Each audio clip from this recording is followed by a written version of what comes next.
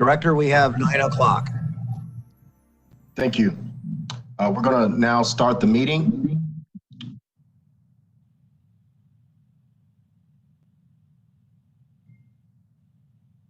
Next slide, please. Good morning. In compliance with the notification requirements of Ohio's open meeting law under COVID-19 emergency declaration, notice of this meeting has been publicly posted. All boards and commissions under the purview of the City Planning Department conducts its meetings according to Robert's Rules of Order. Actions during the meeting will be taken by voice vote. Abstentions from any vote due to a conflict of interest should be stated for the record prior to the taking of any vote.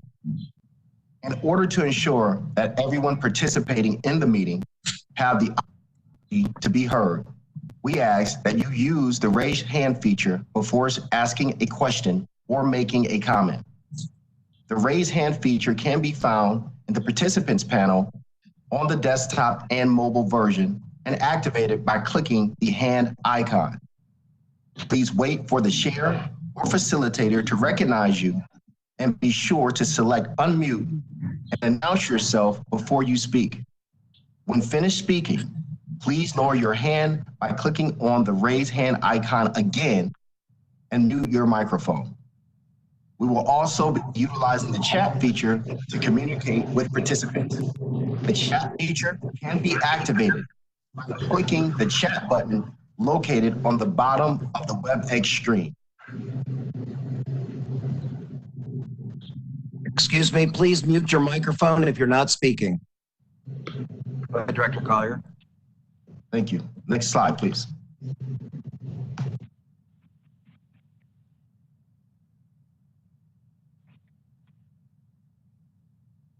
It's changing slowly today. I don't know why.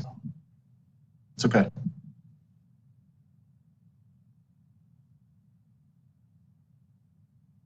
All meeting activity is being recorded via the WebEx platform.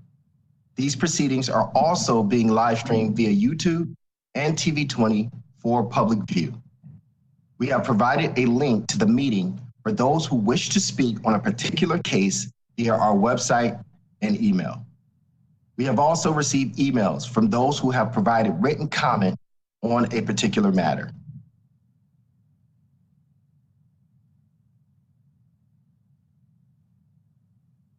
During this time, before each meeting, we will take time to recognize the state of our nation and what's going on in the world. We ask that you pause for a moment of silence for 1 minute and acknowledge the scenario that we're in as a nation and as a country.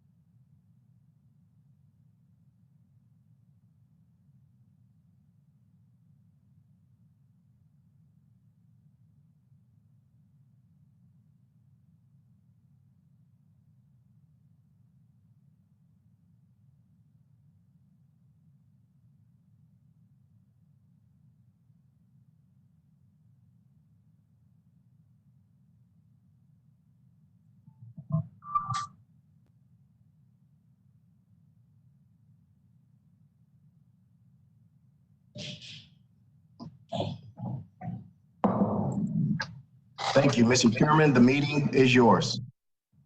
Michael, please call the roll. Bowen. Present. Downing. Present. Fluker. Present. Curry. Present. Paul. Present. Slight. Present. Mr. Chairman, we have a quorum. Thank you, Michael. The first is a zoning map amendment. This is an unnumbered ordinance or unnumbered ordinance, and it's establishing a 15-foot specific map setback on properties along Carnegie Avenue between East 79th Street and East 81st Street. First, we're going to hear from staff, which is Shannon. Then we're going to hear from if there's any sponsor, and then public comments. So Shannon? Good morning, Shannon Leonard, City Planning. Next slide, please. Next slide. So this is between East 79th and East 81st along Carnegie. This was brought to our attention. There's a project, a proposed bank going in at this location, and they consolidated several lots along Carnegie and East 79th, creating a pretty deep lots.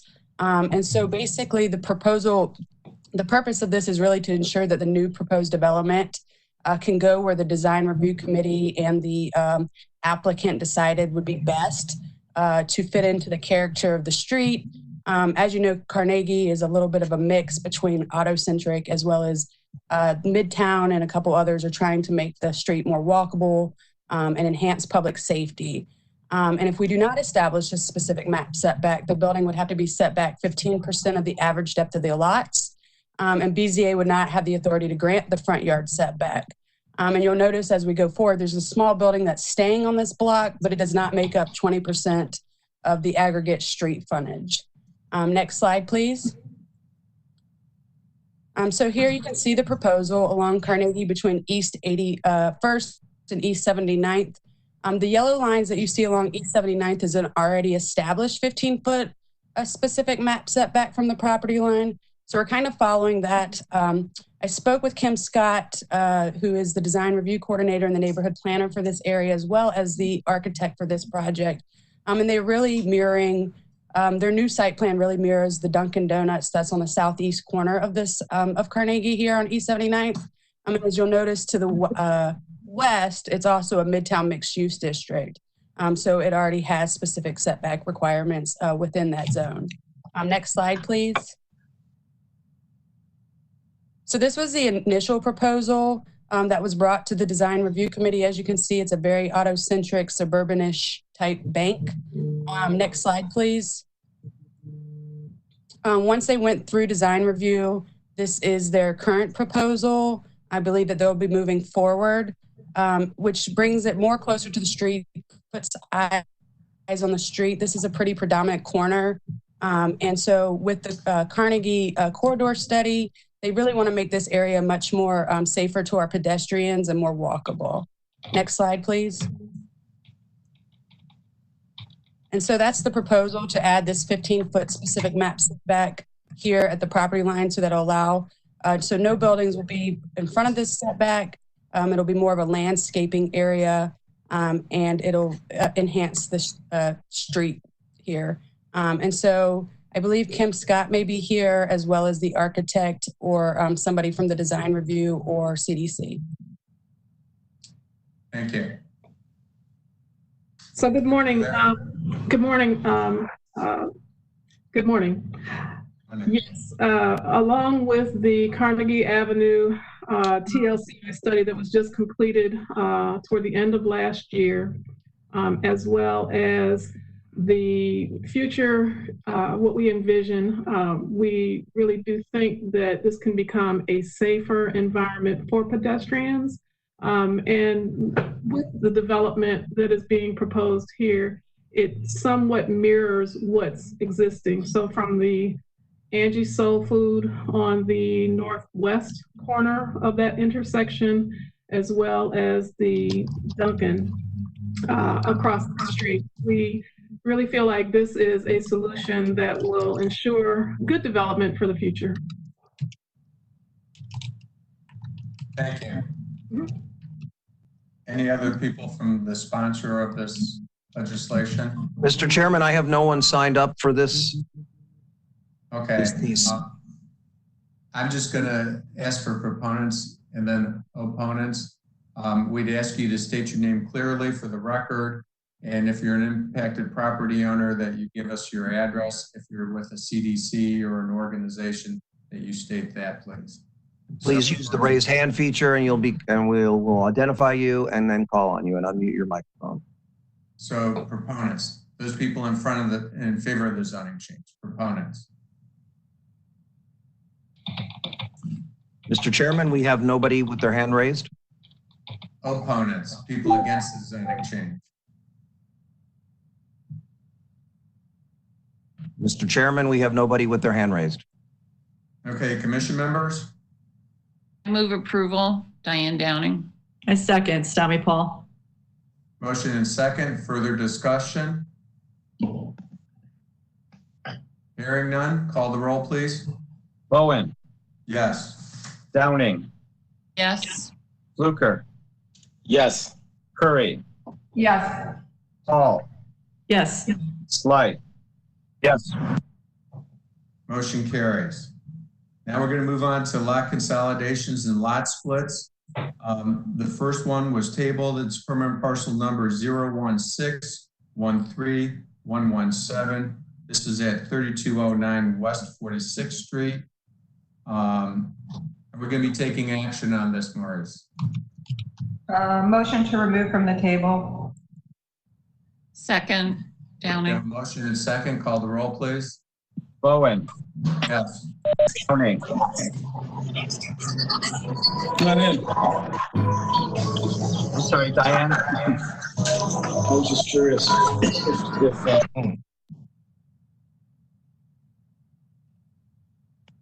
Sorry, we had a little technical glitch there. Go ahead. Everybody's muted, but so if you're going to speak, go ahead and unmute yourself. Did we finish that? Sorry. Chairman? I was muted. Okay, gotcha. Okay, Fluker, yes. Curry, Yes. Paul, Yes. Slight. Yes. Okay, it's removed from the table. Who's here to present for this one? Maurice? We have a Jorge Ramirez. Mr. Ramirez, please raise your hand if you're online.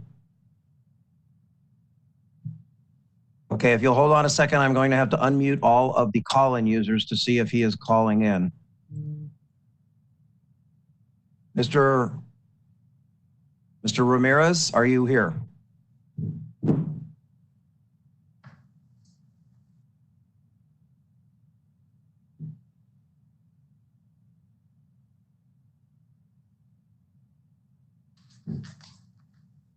I am getting nothing, Mr. Owen. Okay, so we'll hold this until the end of the meeting. Let's move on to permanent parcel numbers 007-06-093. This is located at 2154 West 38th Street. This has also been tabled. Motion to remove from the table. I second. Motion second, call the roll, Michael. Bowen, Yes. Downing, Yes. Fluker, Yes. Curry, Yes. Paul, Yes. Slight. Yes. Okay, who do we have for this one, Maurice? This is, we have Rich Zoransky. We do have Mr. Chairman, we do have Bill Merriman. You have your hand raised. Was that intentional? Did you want it? No? No, sir. I was trying to activate the raise hand feature. Okay, thank you very much. Yes, sir. We have Rich Zoransky. I'm sorry if I don't know how to pronounce your last name. Zoransky? Rich?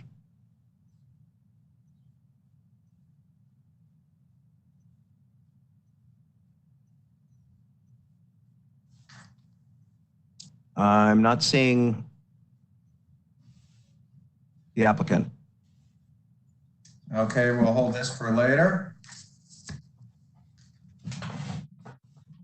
Permanent parcel number 003-29045 and 097. This is located at 1822 and 1826 West 44th Street. This was also tabled. I move to remove it from the table. Second, Stami. Call the roll, Michael? Bowen, Yes. Downing, Yes. Fluker,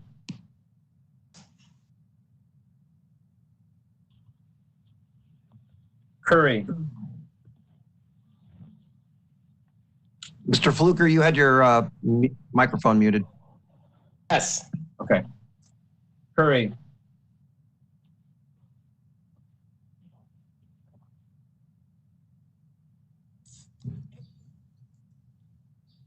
Lillian, are you there? She's muted.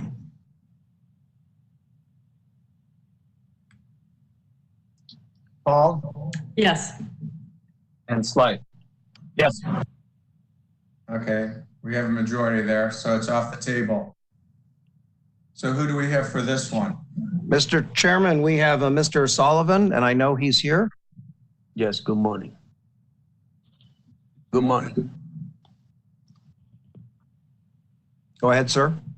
Yes, this is a last split. We proposing on a 16 three-car garage. What we proposing here, when we split the garage, it's the three-car garage. It's an existing frame wall already there. So what we're proposing is to create a fire-rated wall on that existing wall that is already in the three-car garage.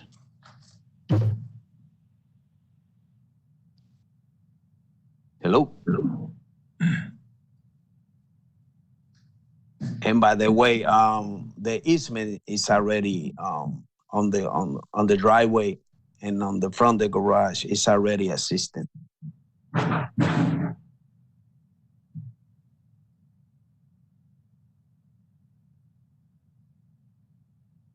Okay, this was tabled from before, and as I remember, didn't you have the garage split at one time? Yeah, well, the wall is already there where we're splitting the lot. But what I'm proposing is to create a fire-rated wall by getting approval to install 5/8 drywall and each side. So the wall is already there. So the only thing we're gonna do to that wall is install 5/8 drywall in both sides, each side. Okay, so that takes care of your fire separation then. Correct. That's what we're doing, because the wall that already there is got a piece of plywood, but we just want to create a fire-rated wall. Correct. 5/8 drywall each side. Okay. Commission members?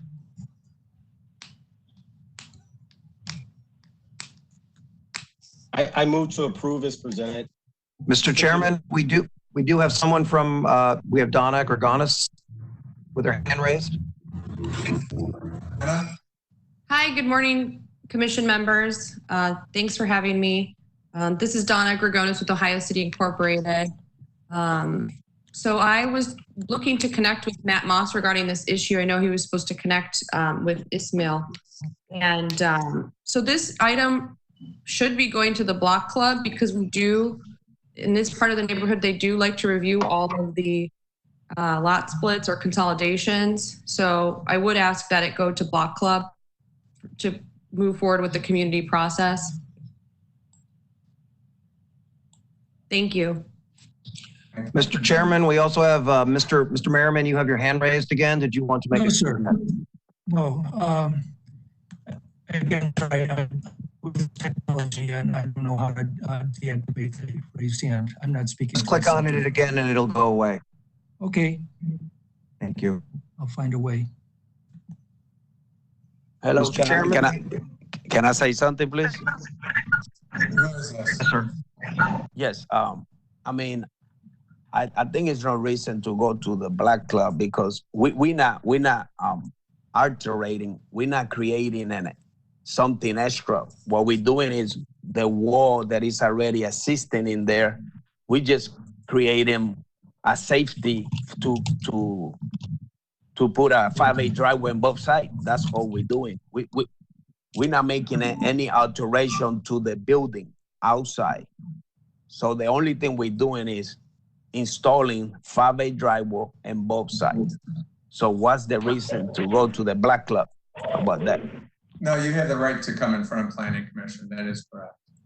So, commission members? Hello? Yeah. August, you made a motion. Yes, I move to approve as presented. Okay, we have a motion. This is White, I'll second. And we have a second. Michael, call the roll. Bowen, Yes. Downing, Yes. Fluker, Curry, I'm going to abstain just because I got kicked out and I didn't hear this one. Paul, Yes.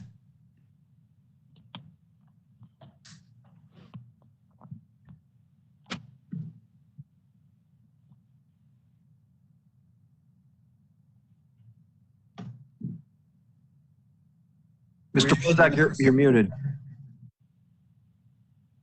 Said anything? yeah, I called the roll, I everybody. didn't hear you. Okay. Yes. Fluker, yes, okay. Yeah. We have everyone. Okay, thank you. Motion carries. Good luck to you. The next one on the agenda is permanent parcel number 00228 020 and 107. This is at 6005 and 6003 Wakefield Avenue. Who's here for this one? Mr. Chairman, we have Eileen Kurtner. She has her hand raised. Thank you. Eileen, go ahead. Hi, good morning.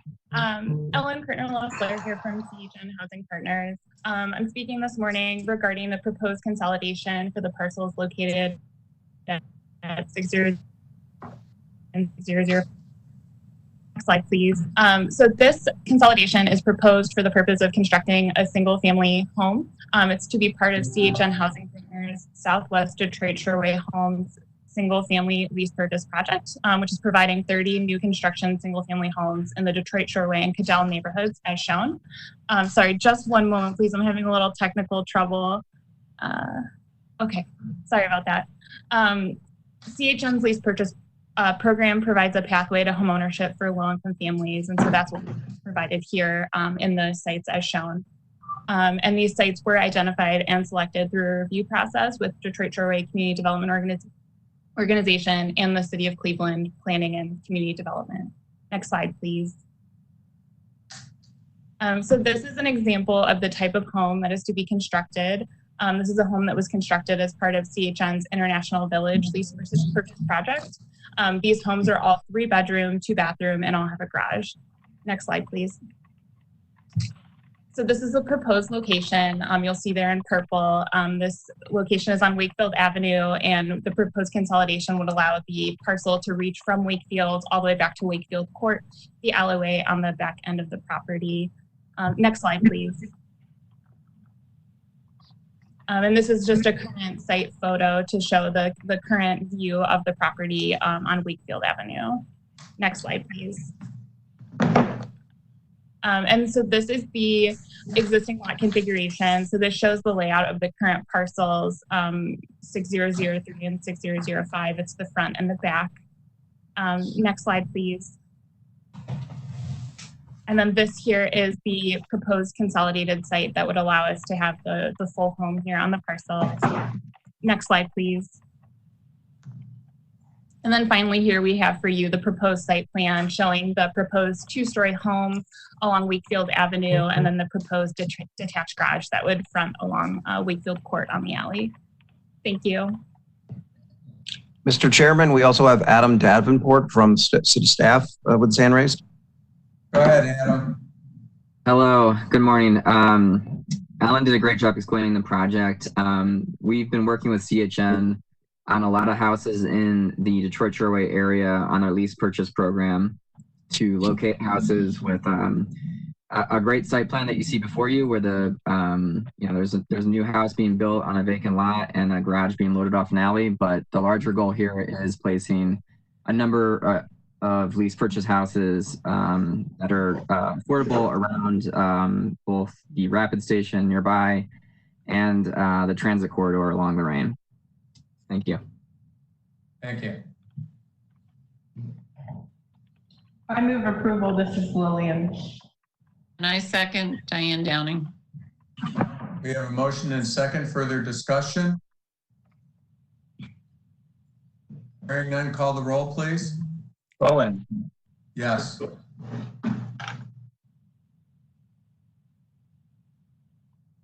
Diane, I didn't hear. Yes. Fluker. Abstain. Curry. Yes. Paul. Yes. Slight. Yes. Motion carries. Good luck. Thank you. The next one is permanent parcel number 002 34030 and 029. This is an address of 1928 West 50th Street. I am working on this project, so I'm going to turn it over to Lillian to chair. Okay, is Teresa Gorski here to present or staff? Yes, I'm here. Okay.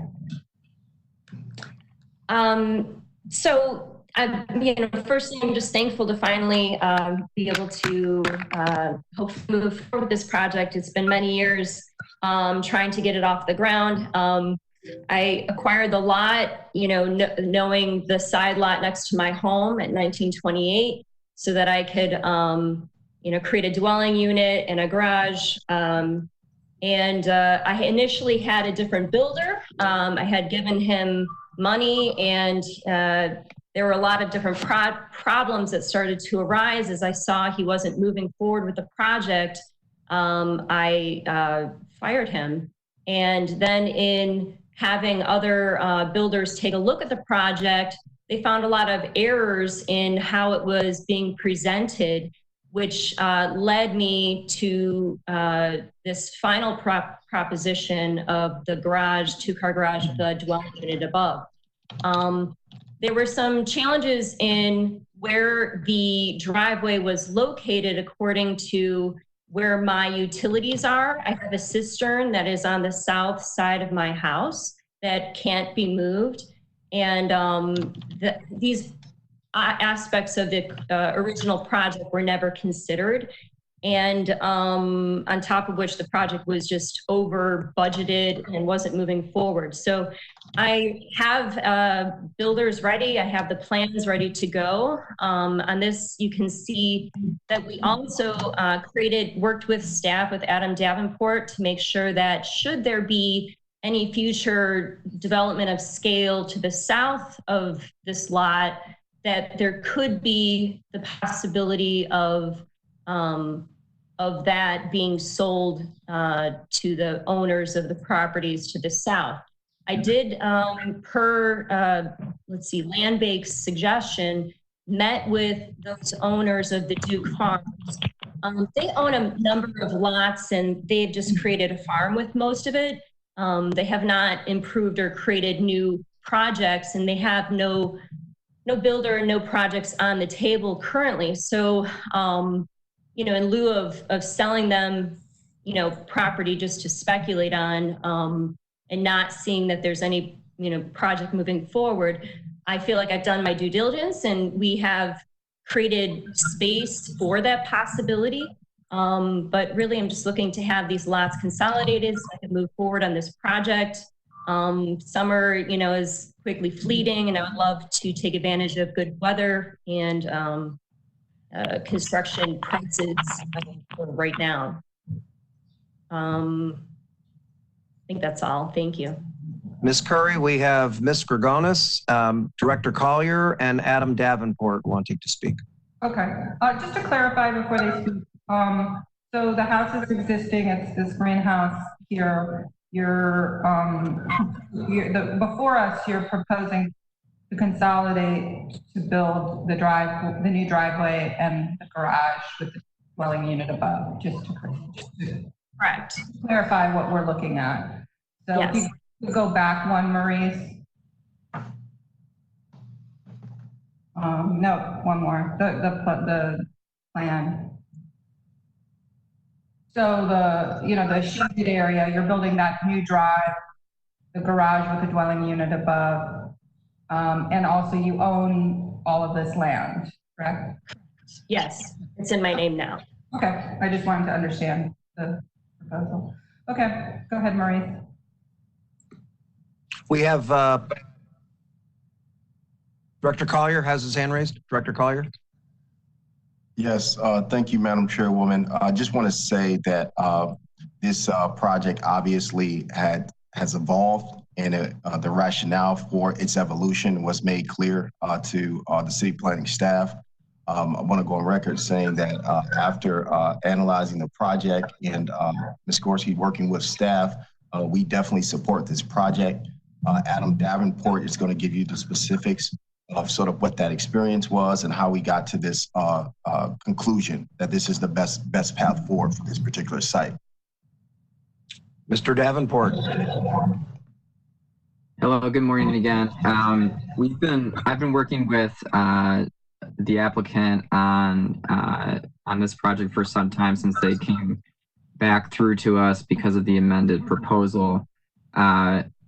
I managed to contact the owner to the southern parcels, all of which in the aerial before are owned by one person. I think there are 3 houses and 1 community garden. So with the kind of the foresight of looking ahead that, one owner owns 4 parcels over there and possible development in the future, working with Ms. Gorski to think about that future and allow for some development potential on the land that's not being used by the driveway, but also still getting a dwelling unit on the site. I think this is a decent kind of compromise to that situation of what was originally applied for. And we are in a good place in support of the lot split as it stands. Thank you. Ms. Curry, we now have Donna Gregonis again from Ohio City. Okay. Hi, good morning.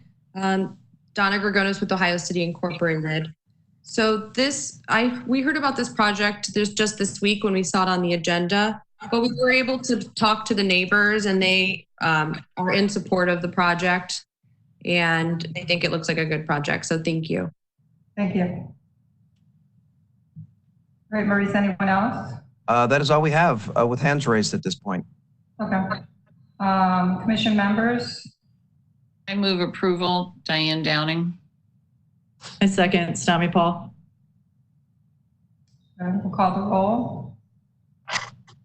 Downing. Yes. Fluker. Yes. Curry. Yes. Paul. Yes. Slight. Yes. Okay. I'll turn it back over to Mr. Bowen. Thank you, Lillian.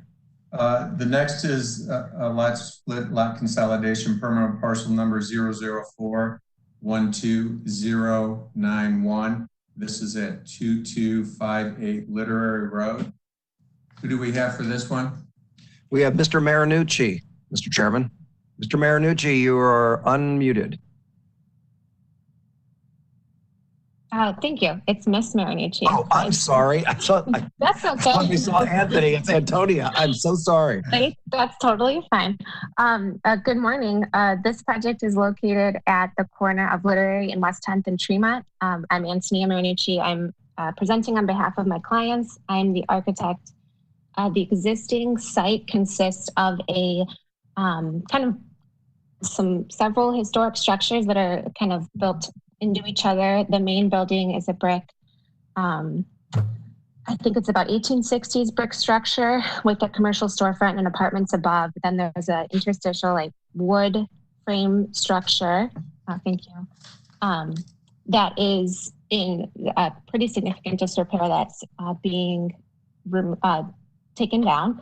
And then there is a back brick structure that I believe used to be a garage that the owners will be converting into an ADU on the back end of the historic property. The historic structure is currently slated for renovation. And what the clients would like to do, this is the existing facade of the historic building that fronts that corner. The clients are working with storefronts on renovating this portion of the project. If you want to go to the next one. Yeah, so this is looking from Literary, kind of in the back part of the lot. The historic structure to be renovated, the brick with like the stars that is remaining, the staircase, and that middle portion is the wooden structure that is in disrepair that will be removed. And then the back portion is going to be renovated as an ADU, just a small single unit in the back. So next slide, please. That's again, looking back towards the corner. This portion of the building will be renovated. Next slide, please. Okay, so the proposed lot split is shown here after that middle portion of the building is removed. The client's desire to separate off this unused portion of the site in hopes of building a small 2-unit condo project with an office space in the first floor. That portion of the new construction plans are just in the very early conceptual phases. If you want to go to the next slide. And this is showing that concept site plan. They desired to keep 5 parking spaces off of a shared driveway that will be used by the historic structures that are under renovation for their tenant parking, because there will be a resultant 6 apartment units. And then the new structure would have 2 interior garage spaces and that office space on the first level. But again, we're still just in the very early phases of planning for that building. So this is the conceptual goal of the parcel split.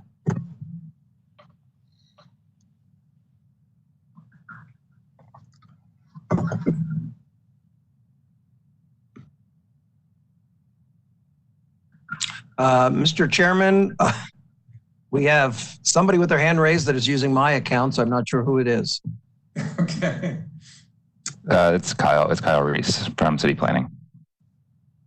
Thank you for the presentation, Chairman. I just wanted to make a note as we look at all of these lot splits, just making sure that the easements are in place to allow for the auto ingress egress in a place that is zoning compliant.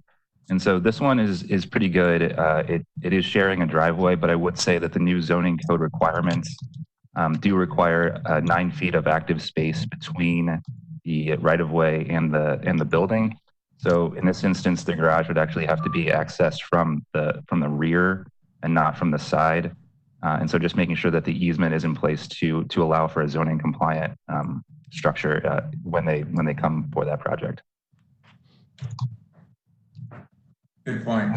Mr. Chairman, we have Lillian Curry and Mr. Fluker with their hands raised. I just have a quick use of the rear, the small building remaining again, the existing 2-story brick structure.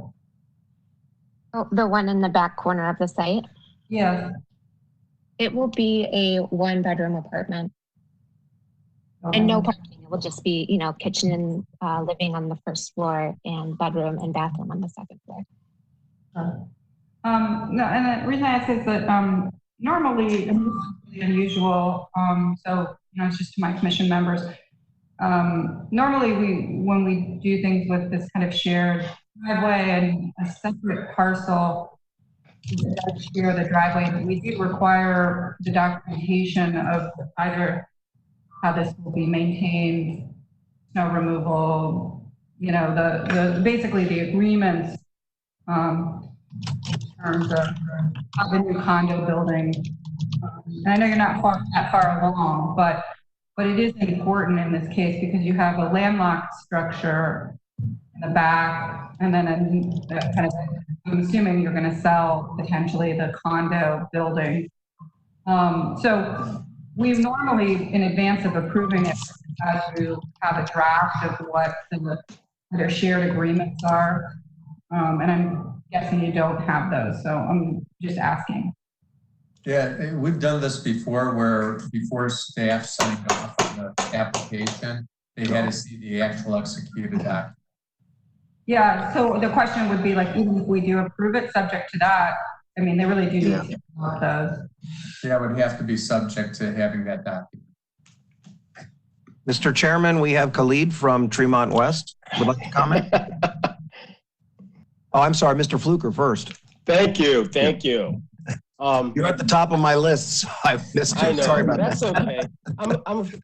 I'm not that memorable. I will concur with my colleagues concerning maintenance. Out of ignorance, I don't understand what's the acronym ADU. I'm sorry. What does that mean to the applicant? I think it's accessory dwelling unit. Okay, I didn't understand the acronym. Thank you.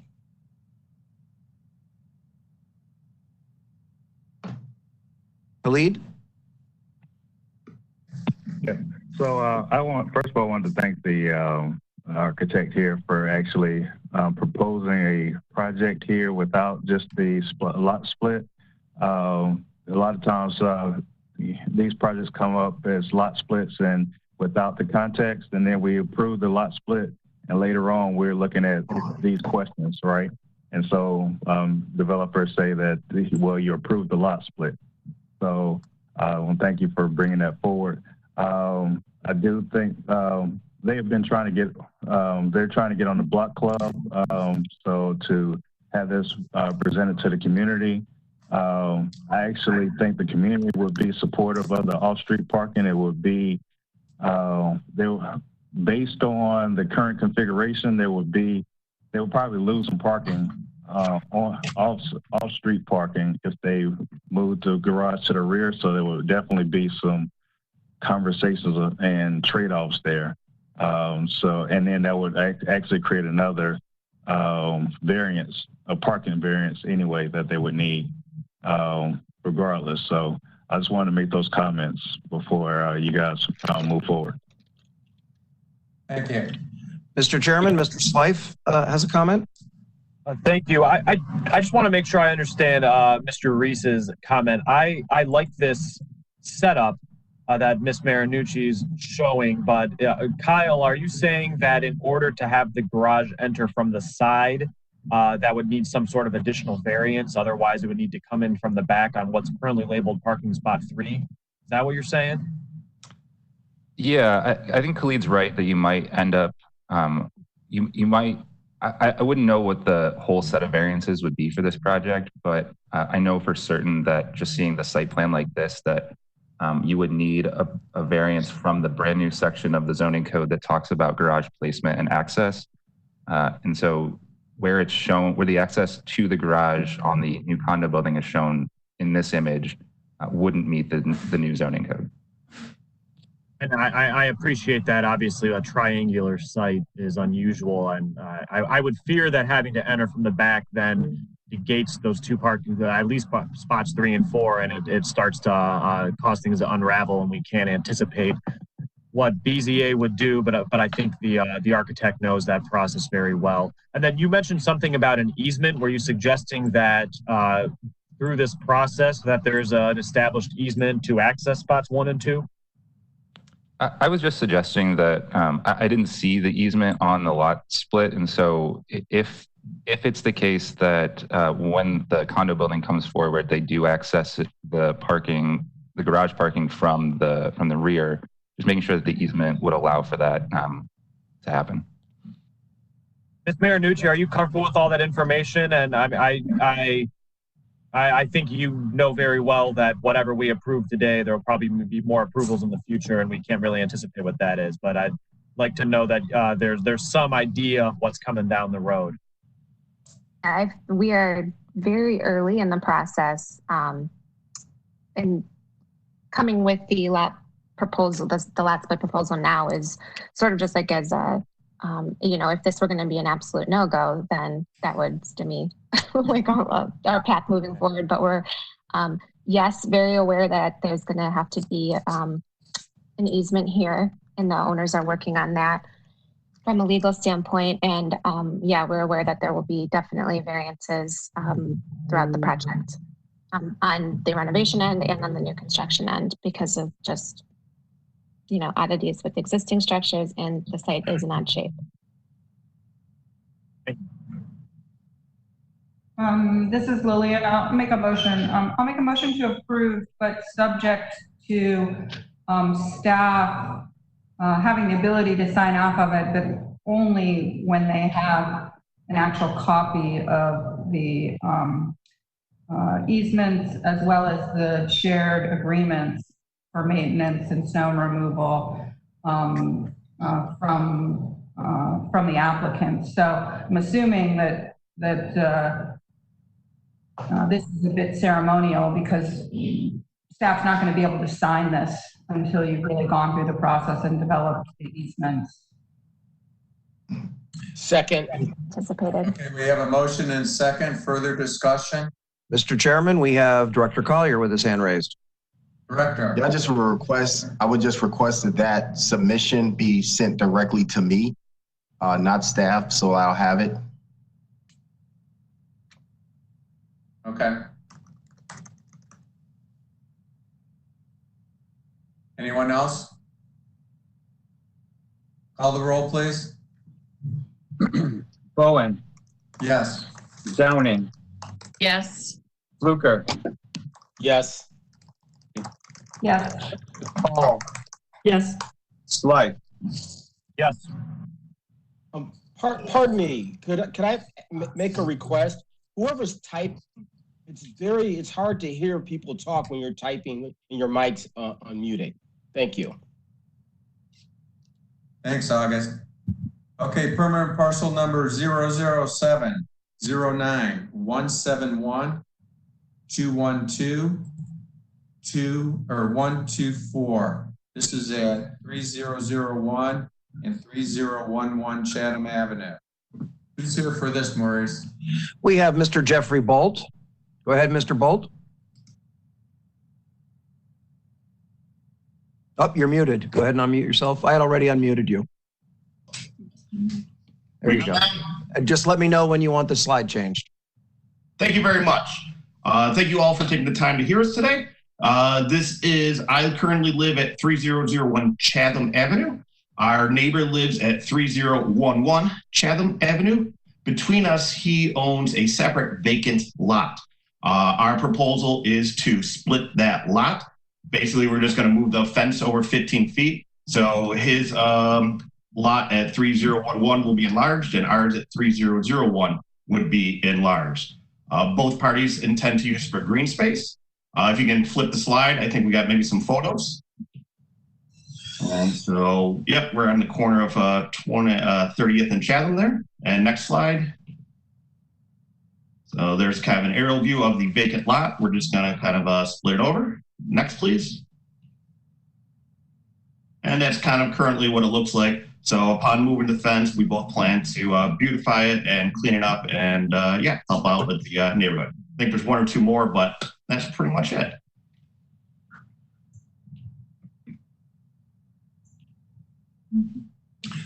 Mr. Chairman, we have, it looks like Mr.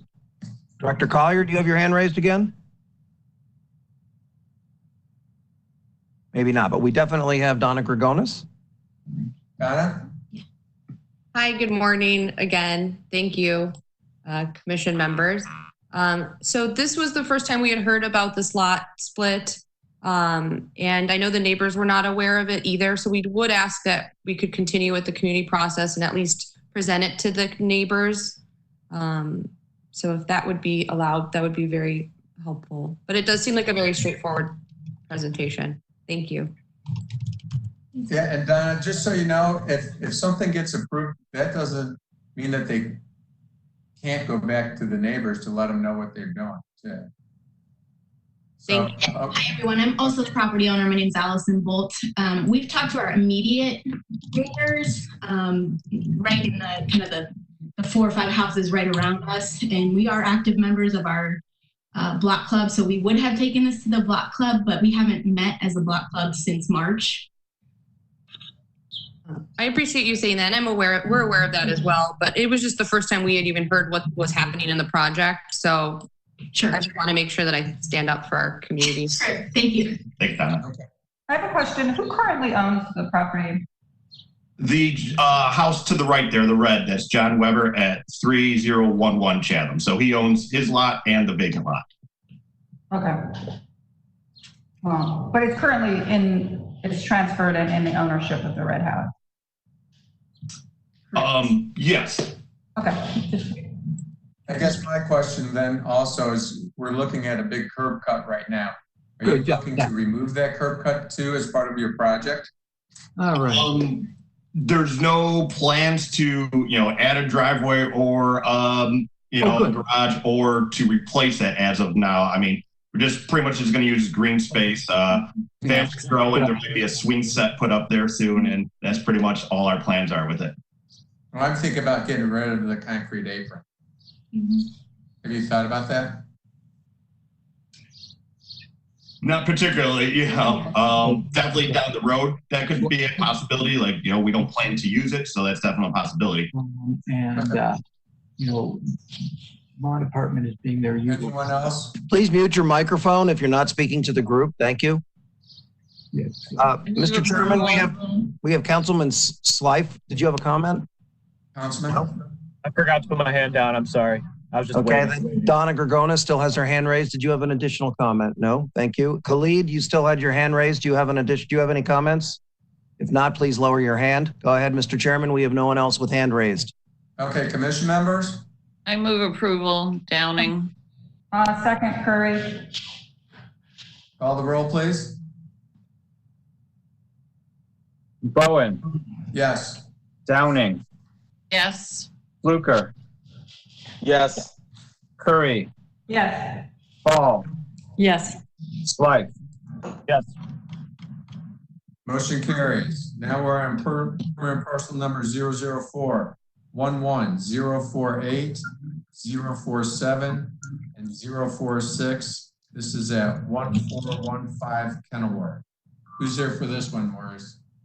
We have David Mason. Go ahead, David. Sir. Hello.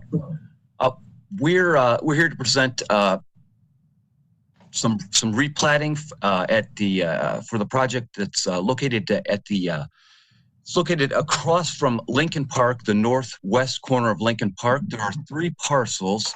Next, please. This is looking south, so there are 3 parcels.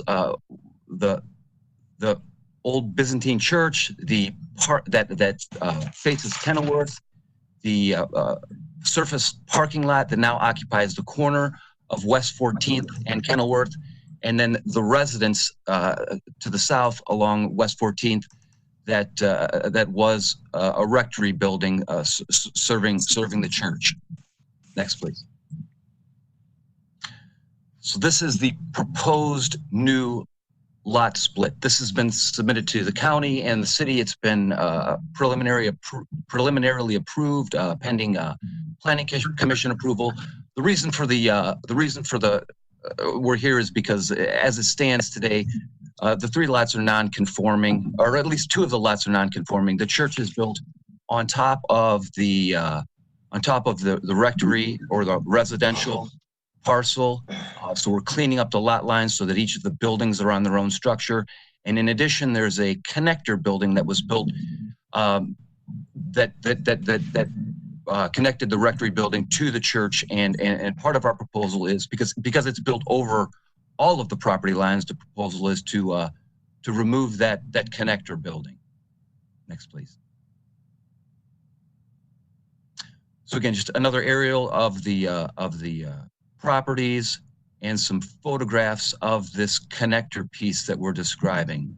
You can see it both from the parking lot and from the neighboring residents to the south.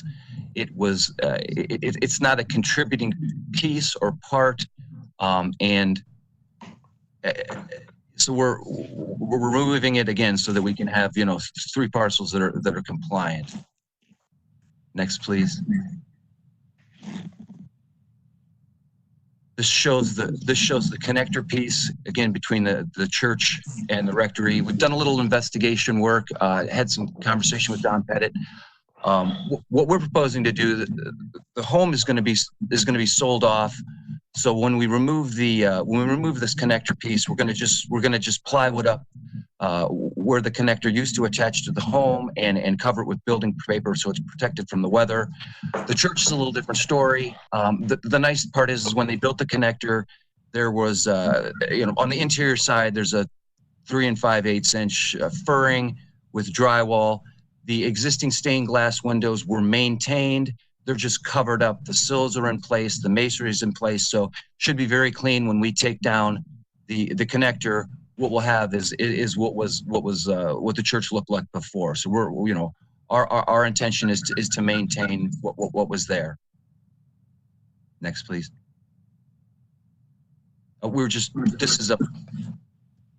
working with Landmarks, Block Club, and on a new proposal, but we're asked to show what our intention is for the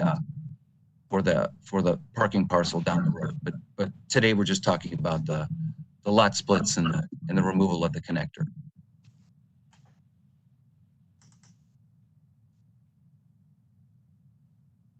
Any questions or comments? First, do we have anyone that wants to make comment? We have no hands raised. I'm wondering, does Mr. Hawthorne wish to speak? Khalid? Unmute yourself. Go ahead. I just have a question for clarity purposes. So this is this demolition will still go to Landmarks, correct?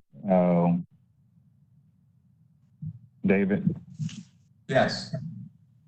Okay, so this is first step in that process, and then moving forward towards Landmarks. Because, like I said, I know this is just a lot split, but not to say that this lot split puts the Landmarks in a situation where they have to approve demolition of that portion of the site, which I know is an addition that was added later. But just want to keep that decision in Landmark's hand. Yeah, so what would happen is this lot split would be subject to getting your approval for demolition, because obviously if they did a lot split with the building in between, it would be not compliant. That's it. Anyone else, Maurice? Mr. Chairman, we have nobody else with their hands raised at this point. Commission members? I move approval. This is Lillian. I second, Diane. We have a motion and second. Further discussion? Hearing none, call the roll. Owen, Yes. Downing, Yes. Fluker, Yes. Curry, Yes. Paul, Yes. Slight. Yes. Good luck. Okay, the next on the agenda is conditional use permit and a pedestrian retail overlay district. This is for permanent parcel number 003-12023. Address is 2814 Detroit Avenue. I am working on this project, so I will turn it back over to Lillian. Lillian? Yep. So Maurice, I assume staff will start with conditional use. Yes, we have Shannon Leonard from staff. Shannon, unmute yourself and go ahead. Shannon Leonard, City Planning. The first thing I'm going to ask you to do is to strike E on your agenda. They do not need a conditional use for the side yard, as it is not an interior side yard. Next slide, please. Next slide. So this is the proposal here is for a co-working space fronting Detroit with a restaurant in the rear warehouse. As you know, this used to be, I believe, a nightclub. The existing conditions is in your top left picture, and the site proposal between Vermont and 28th and Detroit in your top right. And then there's a conceptual drawing on the lower picture. Next slide, please. So the first conditional use that this project needs is the off-street parking or loading areas within 40 feet of the pedestrian retail street frontage.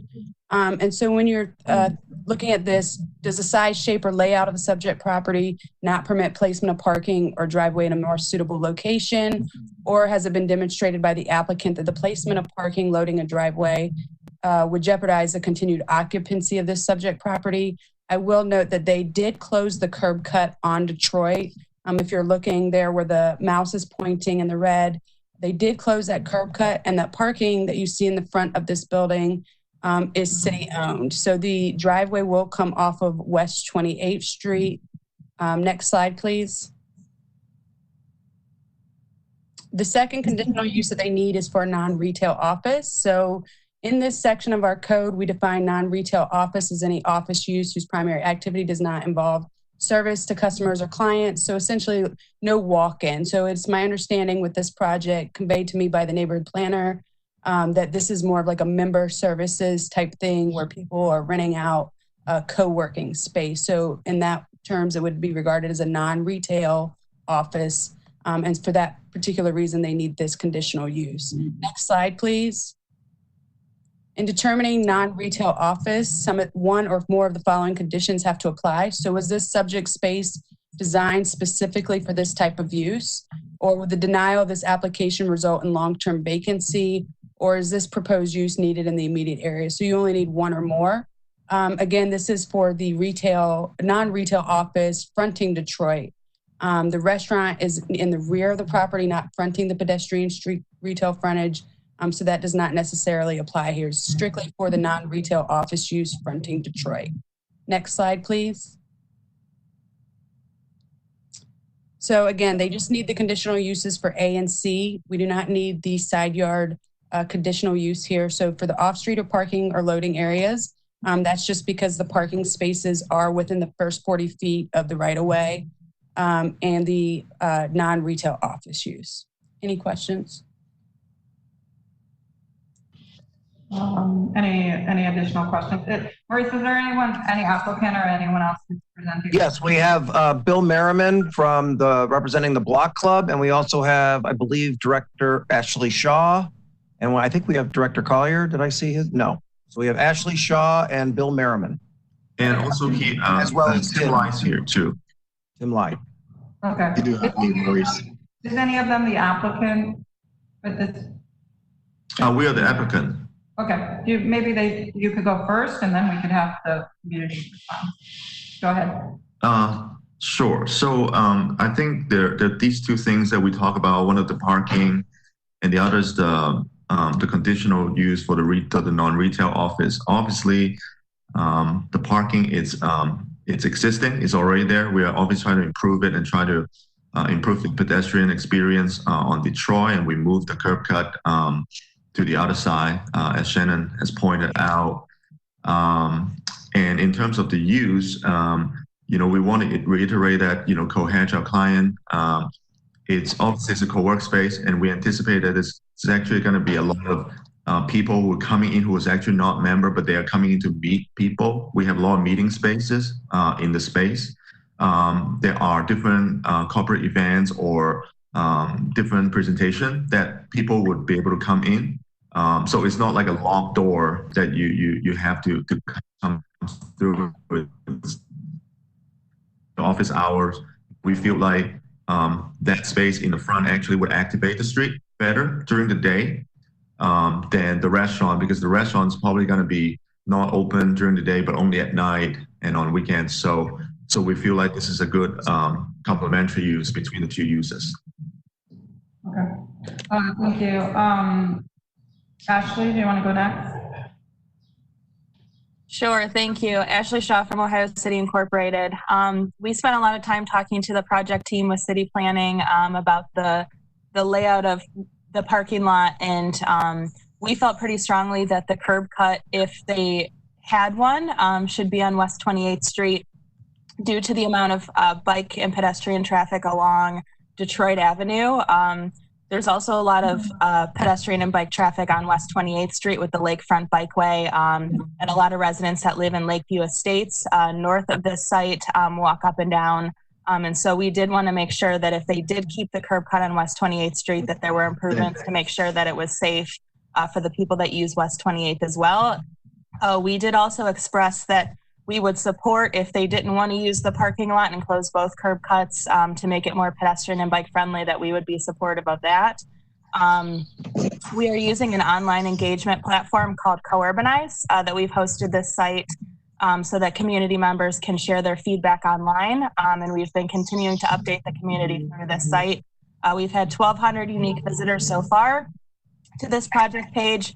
And I shared with the commission last night some of the feedback that has come in, but 67% of the people that have responded said that they value improvements to walkability the most over bike amenities, which said 8%, a social gathering space that said 8%, and parking 17%.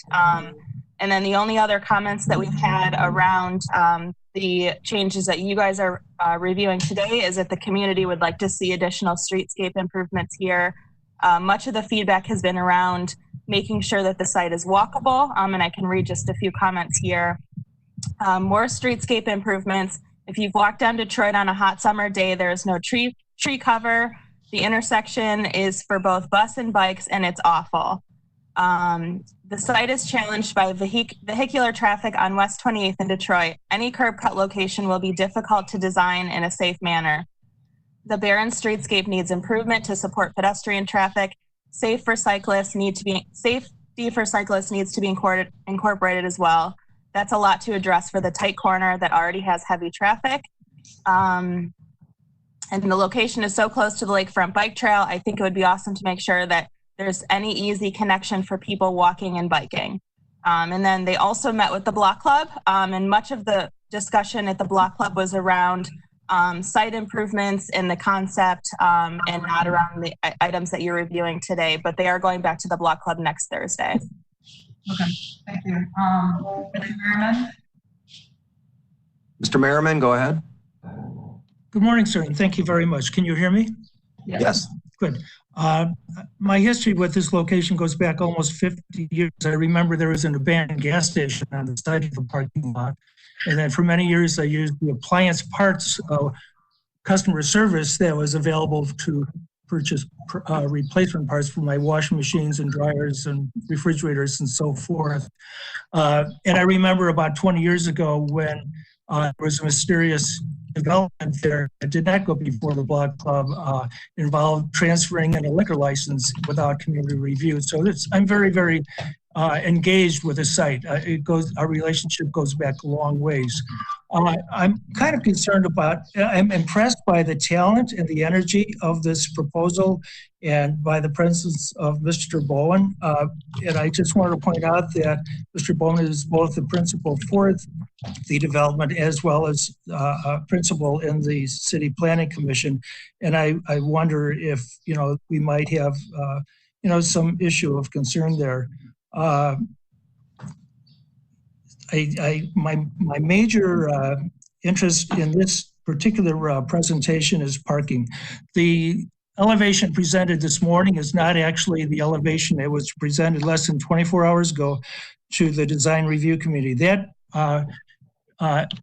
elevation had removed the Detroit Avenue curb cut to demonstrate the projected layout of the development.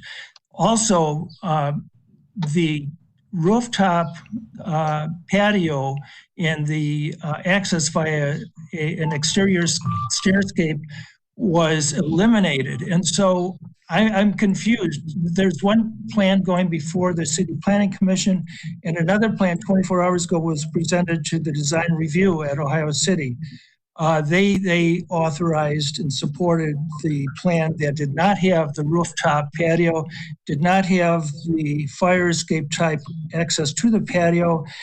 And if the patio is not going to be there and the exterior access is not necessary, we don't have to lose 4 parking spaces. Now I'm getting back to my primary concern. When I was talking yesterday, I said that the 2 spots in front of my house that includes a fire hydrant were illegally being used.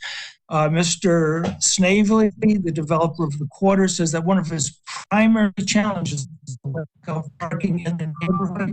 I'm asking your committee to please consider restoring those 4 missing parking spaces. 2 of them were certainly not necessary because the exterior fire escape or access is no longer present in the final design, nor would the balancing garden scape down by the street corner be necessary. So I'm fighting tooth and nail. I went to Board of Zoning Appeals on several occasions when it was bounced to make sure that they provided 75 spaces of off-street parking in addition to their parking lot across the street. With a restaurant there and community events coming up, I don't anticipate there being enough parking in the neighborhood, but rather because of the shortage, I ask that your board please consider the parking needs and the pressure on parking in the neighborhood and restore those 4 missing spots. God bless. Ms. Curry, we have Ms. Leonard, I believe, has a response to those comments. Okay, hold on. And we also have Director Collier. Sorry. So first I would say, I'd like to point out for the record that Mr. Bowen has left the table and is recused from this matter as a point of note. And then I will kick it over to Mr. Collier and Mrs. Leonard. Thank you. Just a couple of points I want to make, and I was actually going to articulate the point that Ms. Curry made. But with respect to the actual proposal itself, the previous iteration, I didn't call a rooftop patio either on the previous iteration, but I actually think it's a really good thing to have that type of amenity, particularly for a couple of reasons, not just because you have individuals occupying the space and they have exterior amenities, but also visually because you have verticality surrounding this particular building and people are going to be looking down at it out of their residential units. So actually activating the rooftop, I think, is a positive for that reason. The other thing I do want to point out with respect to the 4 parking spaces and eliminating the curb cut off of Detroit, I think that's a positive thing in a number of ways. And I do want to say you do need to be mindful of 28th Street because you have a lot of pedestrian activity with folks coming and walking into the neighborhood from Lakeview. So that's really important. We often don't emphasize 28th Street, but with the Superette on the corner there and now this addition, and you do have pedestrian traffic flowing up and down 28th Street, that you try to make sure that you minimize that curb cut width off of 28th. Because I think that is a pedestrian corridor as well. And we talk about that arterial as being secondary, but there are a lot of pedestrians that have to not only contend with several curb cuts for parking, but also have to contend with an on-ramp. And I think that many of you who are on this call know exactly what I'm talking about. So with the curb cut here on 28th, with this new investment being made, if that could be minimized, at least that it can be, just to provide enough ingress and egress for cars to access the site, I think that would be appropriate. Thank you, Madam Chairman. Sure. Madam Chair, we still have Ms. Leonard, and now we have Ashley Shaw and John Watkins also wishing to speak. Okay. Sharon Leonard, City Planning. So this application, when we received it, was about a week ago from the neighborhood planner, and these were the plans that he presented to us. It is still going through the design review process, is my understanding.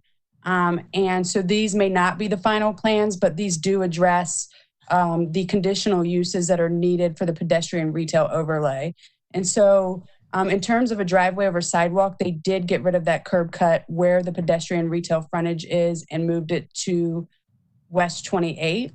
And so really the off-street parking that we're referencing in this conditional use is within the parking lot. And it's because that first parking space or first 2 parking spaces are within 40 feet of where the retail frontage line is, and then the non-retail office use. And so those are basically just the conditional uses that are required for a pedestrian retail overlay. Anything to do with the firescape, streetscape, all of that will be settled through the design review process back through, I believe, Landmarks Commission, or perhaps Planning Commission. So I just wanted to make those clarifications. Sure. Okay, we have a long agenda, so let's keep going with a couple more comments. We can keep them brief. Maurice, who's next? We have Ashley Shaw next. I just wanted to ask a clarifying question, and maybe Shannon just answered it. We were under the impression that the rooftop deck was being removed, so I just wanted to see if the rooftop is back on or if it's not from the project developer. Shannon? Honestly, that is a design review question. This is just for the conditional uses. I'm not aware. Mr. Watkins? Yeah, I can address that. The original concept was to do that, and we were working with a potential food and beverage partner. Those discussions did not result in an agreement. So for now, we've chosen to remove that. There are other potential negotiations, but for now, we plan on not having that rooftop, but if there were an opportunity, we would bring that back, and we hope to make that final decision in the next couple weeks. Okay, thank you. All right, commission members, I'm going to close kind of the comment now and ask. I do have one other, I'm sorry, I do have one other comment. Okay. Yep, go ahead. Yeah, thank you. So I just wanted to address Mr. Merriman's comments about the parking.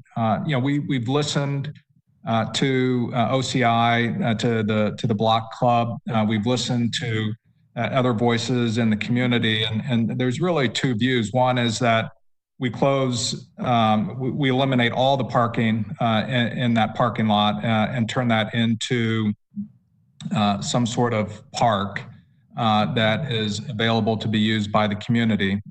And then we have other comments that would including Mr. Merriman's, to maximize the parking available there. And so, we listened to all this feedback and have tried to be flexible and create a space that, during the day can be used as parking for the users of our facilities, and then in evenings and weekends that could either be used as a parking lot or be activated for different kinds of programming, whether it's a street fair, a farmer's market, erect a tent there that people could use. And so we really are trying to make this to be an amenity for the community, especially on weekends and evenings.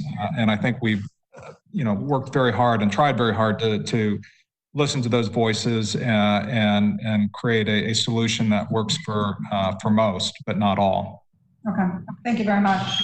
Okay, we're going to close the public portion, and commission members, any discussion, comment, question? This is Councilman Slife. Oh, sorry, go ahead. I move approval, Downing. Okay, we'll hold the discussion of motion. Do we have a second before we start the discussion? I'll second. Okay, and then the discussion to Councilman Slife. Yeah, just this is related to this, but a broader concept that I want us all to be aware of. I frequently hear suggestions that we should be eliminating parking and prioritizing pedestrians and bikes in transit. And it's not that I'm opposed to any of those things. However, I want us all to remember that there's a balance to strike, because there are people who are disabled. There are people like me who are carting around a toddler, and parking is still necessary. So I think as it relates to this, any idea that we should be getting rid of what's an existing parking lot, I just don't think that's fair to the property owner. And I want us all to remember that we do live in a world that is pretty car-centric. Hopefully that changes as we move into the future. But I don't want us to, lose sight of how businesses need to be successful in our city by taking away too many parking or being overly eager to turn Cleveland into Manhattan because they're just different spatial landscapes. So that's just a general comment that I want us all to be aware of as we move forward in future development projects. I agree with you. Sometimes compromise. So any other discussion from the members before we call the roll? Thank you. So Ruth, you could, we have a motion and a second on the conditional use. If you could call the roll, or Michael. Downing. Yes. Fluker. Yes. Curry. Yes. Earl. Yes. Sprague. Yes. Okay, thank you. I'd like to say, I think. Madam Chair, may I interrupt for 1 second? Ms. Leonard also wanted to point out that you need to strike E from the Yes. from the motion. Yes. As so noted, I mean, I think that, I don't know if you would like that added to the motion and we revote maybe, or but it's kind of moot because it's not required. So, I mean, I'll ask Michael Bozak what he thinks, but I'm not sure we need to because it's not even required. Yeah, I don't think we need to, Madam Chair. I think I would consider a typo that we can just easily ignore. Okay, thank you. So we'll turn it back over to Chairman Bowen. Thank you, guys. We're on to mandatory referrals. This is ordinance number 462-2020 to supplement the Codified Ordinance of Cleveland, 1976 by amending section 337.251 as amended by ordinance number 144-16 passed January 23rd, 2017, related to the limited lodging in a residence district. Who's here to speak to that? Mr. Chairman, we have Councilman McCormick. Are you here? Mr. Chairman, I've spoken with Councilman McCormick. He is not here, and actually council is meeting with the administration next week to discuss this legislation. So he's requested that this be tabled until the next meeting. So I'd like to make that motion. Second. So we have a motion and second to a date. August. Yeah. Call the roll, please. Bowen. Yes. Downing. Yes. Fluker. Yes. Curry. Yes. Paul. Yes. Sprague. Yes. Okay, we're moving on to administrative approvals. Take a look at them. I can tell you number 1 and 2, I will have to recuse myself from.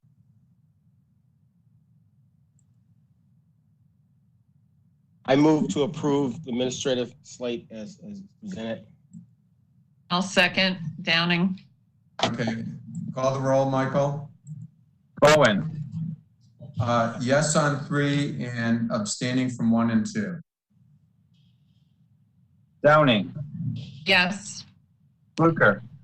Yes. Curry. Yes. Paul. Yes. Sprague. Yes. Great. Far West Design Review. This is West 73rd Street multifamily new construction, seeking schematic design approval. It's located at 1391 West 73rd Street. Who's here for this? We have Matt Neff and Paul Glowacki from Dimmitt Architects. Could you both unmute your microphones, and I'll need to swear you in. You solemnly swear to tell the truth, the whole truth, and nothing but the truth, as you shall answer under the penalty of perjury? I do. I do. Thank you. Go ahead. All right, well, this is Matt. I'm here representing the Development Group, and I wanted to thank you guys for your time and listening to this presentation today. And I'll let Paul make the presentation. Thank you. Good morning, Commission. So I'm online, and I'm also call-in user 3, just to make sure that I don't get muted. Thank you for your time this morning. Good morning, Commission members. It's been a while since I've presented in front of you, and I guess even this is a little bit of an odd situation, but appreciate your time. I am presenting on behalf of United Community Developers and Dimmitt Architects. This project on West 73rd, a multi-family residential 3-story building over a subgrade parking plan. Just to give you a kind of a global view, the project is just north of Detroit Avenue on the east side of West 73rd. It's near the Battery Park residential development area just south of that. The current parcel, if we could go to the next slide just for some surrounding context photos. So the upper left-hand side is the funeral home on the corner of West 73rd and Detroit that is just to the south of this project.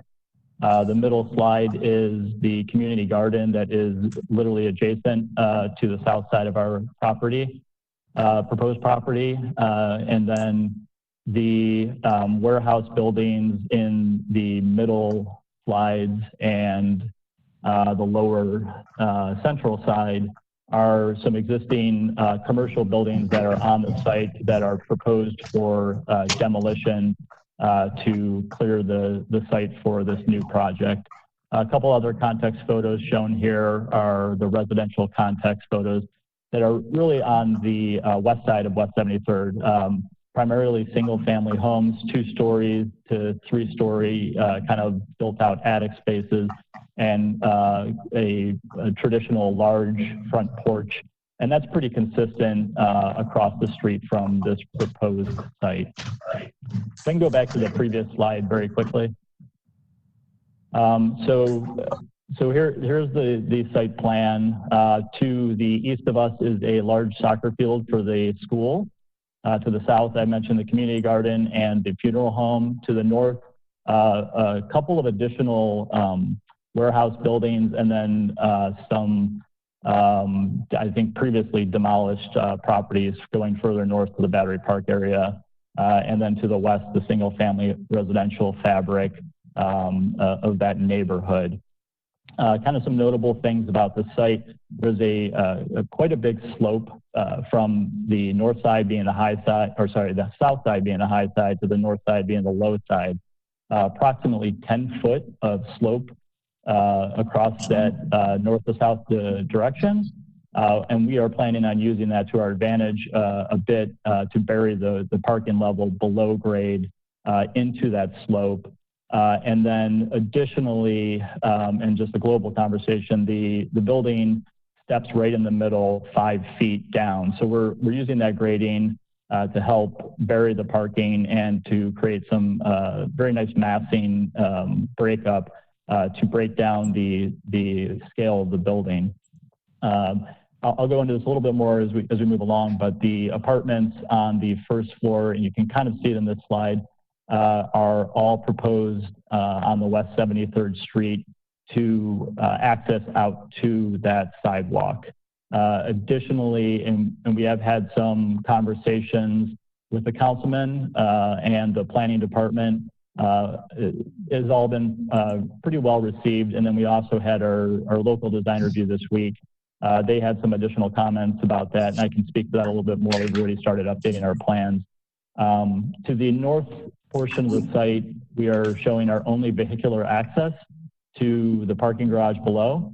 And then on the south side, proposing some sort of green space. We had previously talked about a community garden, but the local design review thought that could be used maybe better as a green space for the site, noting that the community garden to the south could actually be utilized by any of the residents in this building.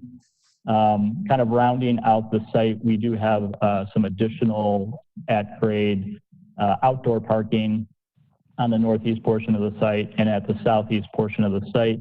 While not 100% defined, and we'll be working with the landscape architect for our final approval, we are proposing an outdoor patio area with a pool, obviously all very nicely landscaped, and creating some buffer between the school's soccer field and our property. And we would be continuing that buffer to the north of the parking field as well to create a nice buffer between the soccer field and this site. All right, if we can go maybe, I think, 2 slides forward. So a quick look at the proposed underground parking. Notably here, the entrance to the parking will be on the north side of the building. It will actually slope down about 4 to 5 feet to access that parking garage so that we can completely bury it below the building and not have any real semblance of seeing the parking garage. And then it would slope back up to the outdoor parking in the rear. We are proposing currently that the trash chutes in the building would come down in the back of the building and that the trash trucks could either maneuver back to the back portion to get the trash out there, or depending on management, we could move that through the building and then out through the overhead garage doors. Next slide, please. So the first floor plan, the West 73rd level plan, most notably on this plan, the center of the building will be our main entrance. We'll have a lobby area, mail, package drop off, a couple of offices for leasing. Notably at this area, this is where the building will be stepping.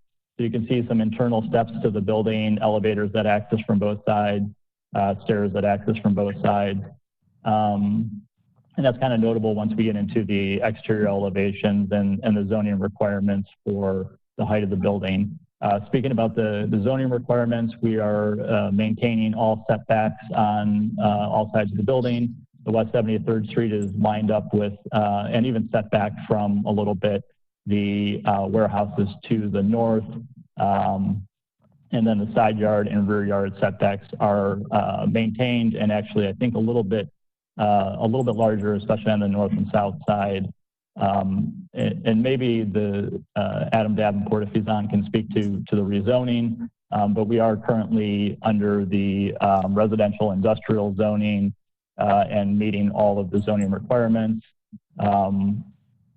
The number of units in the building is approximately 75 to 77, and we have around 97 spaces. And so speaking to the zoning requirements for parking, we'll be well above that 1-to-1 number once we get this all finalized out with unit counts and parking counts as the project moves forward.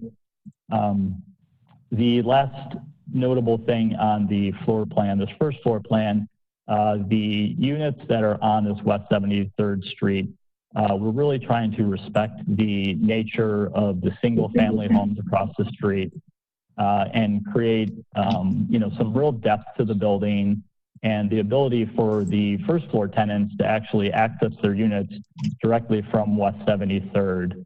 So you can see there's sidewalks to the front doors of those apartments and some actual livable space with some internal steps to get up to the grade as the grade is sloping down.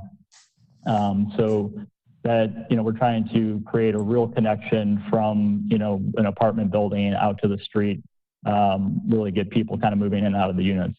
One of the comments at the local design review, as we're showing the entries to the units kind of on the side of those bay protrusions, they requested that we move those around to the front and just have sidewalks to the front. So it looks much more like the porches across the street. We've already started the revisions for that and have some very nice plans to do that. That also allows us the ability to have some larger pocket green spaces in those areas where those entries were, because we'll take the sidewalks out of there and do some really nice landscaping that as it steps down West 73rd. The last piece here on the south side of the building, we are also planning on having those 5 units. There's a 2-bedroom and a couple of studios. Also continue that ability to walk out of their units onto that space. Previously noted as a vegetable garden, we're looking at creating kind of like a serpentine path in there with some very nice landscaping and maybe some access to the community garden, depending on how we have some interactions there. But one thing is that because of the community garden and the parking lot of the funeral home, we do have pretty good visual connection all the way up to Detroit Avenue. I think regardless, even if the funeral home plot were built on in the future, we would still have some good access to views out because of the community garden there. And so we are trying to respect that elevation and then really turn the West 73rd Street elevation a little bit down, kind of that muse space there, to create, some nice connectivity to the neighborhood and even up to Detroit. Next slide, please.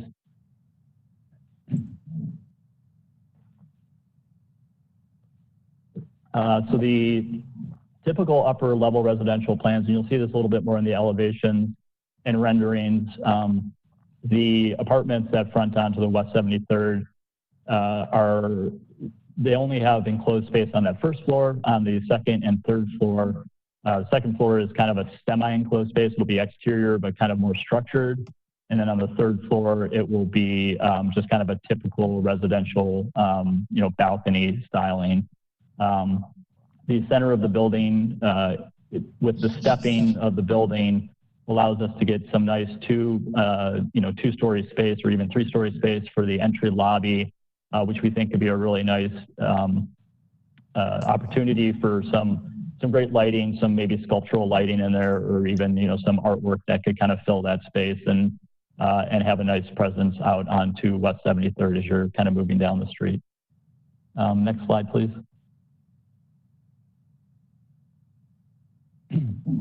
Lastly, we are moving forward with a three-story building. We've had some conversations with the councilman. We have presented a couple of different plans looking at it as a four-story building.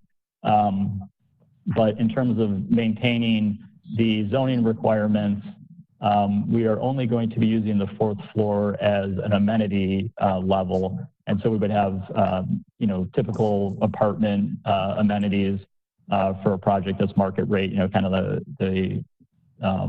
the quality that you would expect of, a club room, a kitchenette area, fitness space up there, and then very likely a large outdoor deck area, especially noting the views to the north and to the lake and to Edgewater Park.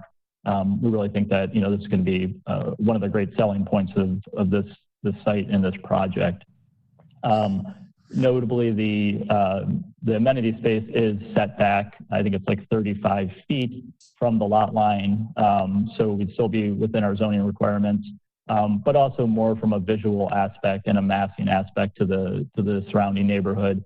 We really wanted to pull that back as far east as we could, and kind of kept it on the lower end of the building. So there really shouldn't be, you shouldn't really feel the presence of this fourth story from the pedestrian experience.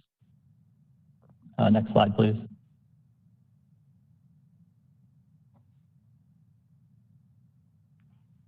So these are our proposed elevations. The one on the lower portion here is the West 73rd Street elevation, and then the north and south elevations on top of that. I think you can really start to see the scale of the building broken down here, and how those bays become kind of front porches for those units. With the step in the building, we get a lot of massing opportunities to kind of break up that massing, break down the scale of that. The thought is that it's a bit more of a modern approach than the traditional porches across the street. But we do feel like it'll have kind of that same interaction. Really, the use, I think, is the part that we want to really pull from those houses that people would be walking into, more of like a townhome type of situation than an apartment building, and the ability to have a lot of access points along that facade for interaction between the units themselves, the residents, the street. I mean, we all know what a great boon Edgewater has been since it's been transformed, and definitely would think that these people would be walking down there, walking their dogs around. So want to create a lot of opportunities for that interaction.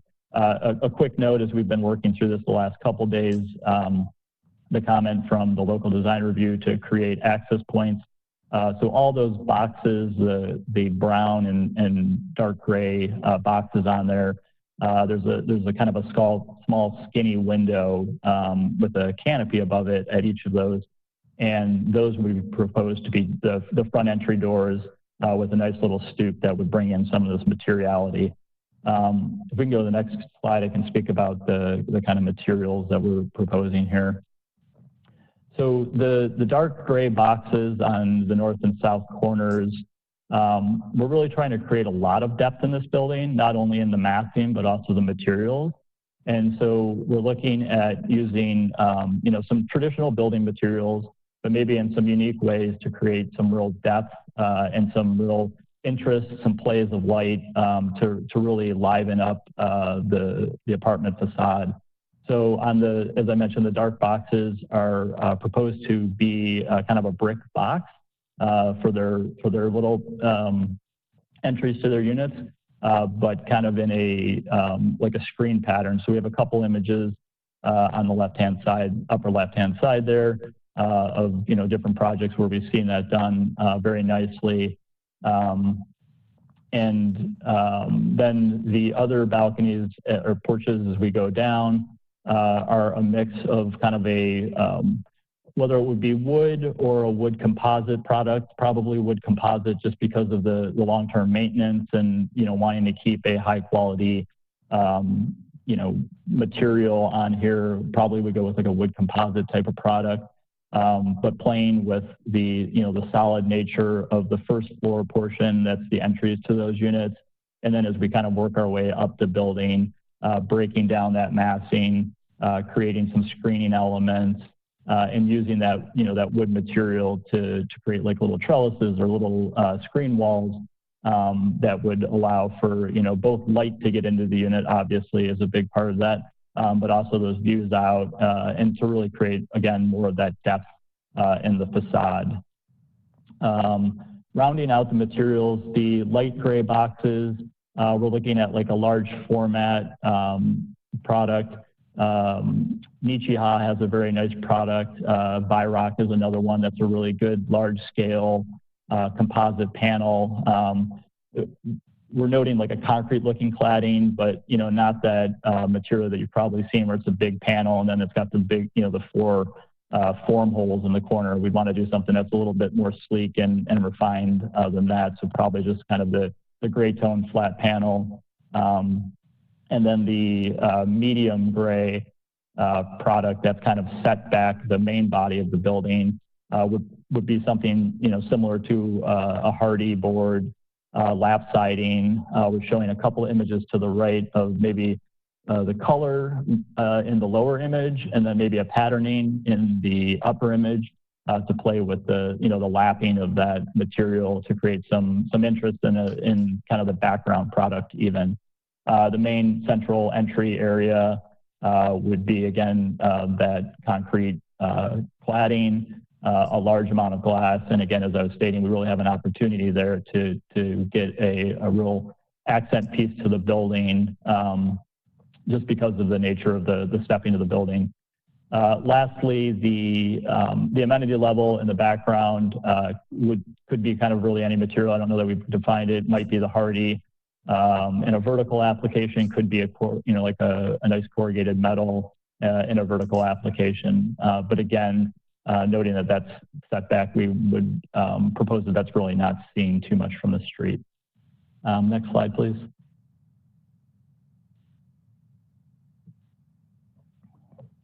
This is a very quick, just a descriptive image showing the different depths of the building. So the darkest pink color is kind of at that setback line.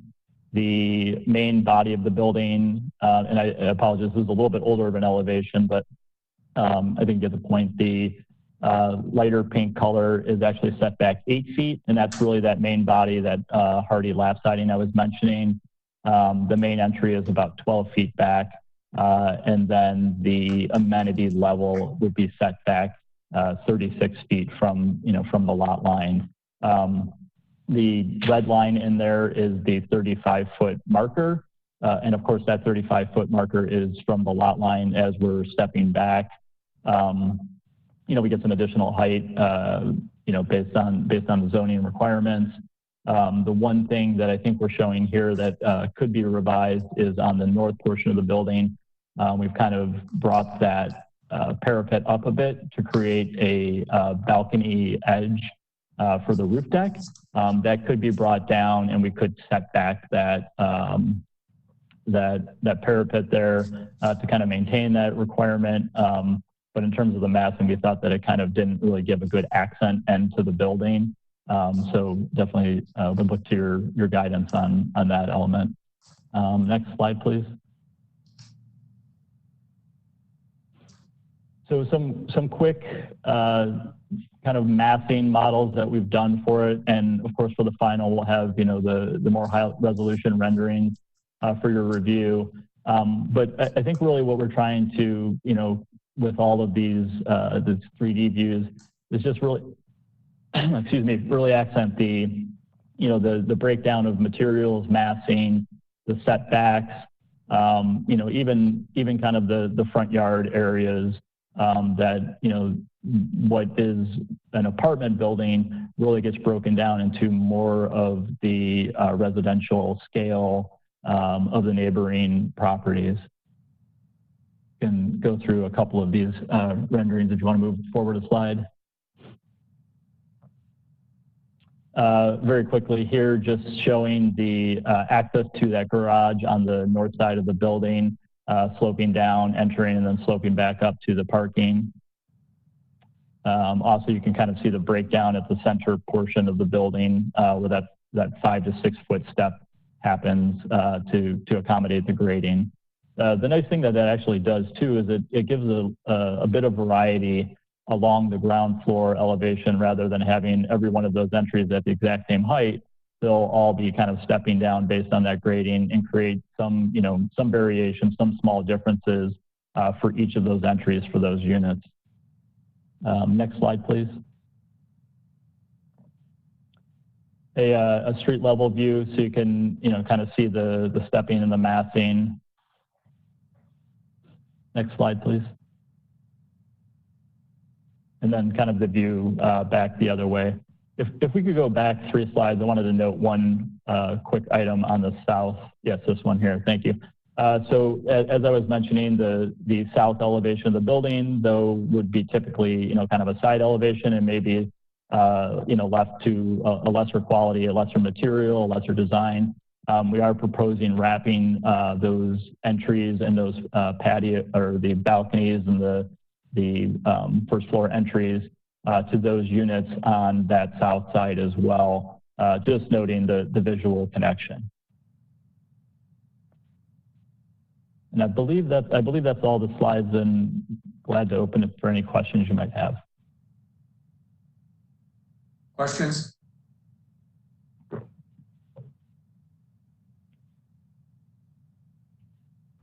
Commission members? I move approval. Diane. We did have one chat question on landscaping. What's the question? Please discuss the landscaping. Yeah, so I think I talked a little bit about the site during the site plan portion about these kind of little pockets of landscaping along the West 73rd side. We are working with the landscape architect, Peggy Brown, to develop that, and we will have much more of those details, including all the the planting schedules that are required for the final review. But I think the notable things there really is that we are trying to create somewhat of a front yard feel along West 73rd, and then really create a nice green spine along the south side of that building. To allow for those residents to have some nice outdoor space, be able to really walk maybe their dogs around the whole building. And then we'll of course have some heavy landscaping on the east side of the pool area to create screening, privacy for the school kids and the people in the pool as well. And probably some sort of decorative type fencing along that side incorporated with the landscaping. Peggy Brown does a really great job incorporating some nice sculptural elements into her landscaping. So we would hope to have some of those there for sure. Thank you. Mr. Chairman, we also have Adam Davenport. I completely forgot that he had raised his hand. Oh, Adam, go ahead. Thanks. happy to be working with Paul on this project. You may recognize this site before. This was a previous townhouse proposal last year that came before the commission. Now a different developer and obviously different site plan. I noticed that Councilman Zone and Detroit Troy are not on this call, but we have been working with them on talking about this site and working through some of the design aspects that Paul mainly hit on, respecting some of the neighborhood context, especially some of the front porches seen on 73rd, the interaction with the school site behind, so to speak, on West 70th, and then the community garden to the south as well. Overall, the design review committee is happy with the schematic presentation. They have a few comments that we relayed to Paul for final design, but happy to be working with towards that, and we'll come back in the future. Thank you. Thank you, Adam. We have a motion. We have Director Collier's hand up. I'm not sure if he wishes to make a comment or if that was from Before he goes, this is Lillian. So I'm just Okay, so we have a motion and a second. Further discussion. Thank you. No, I did not. I did not have my hand up. I'm sorry. Okay. So we have a motion and a second. Further discussion.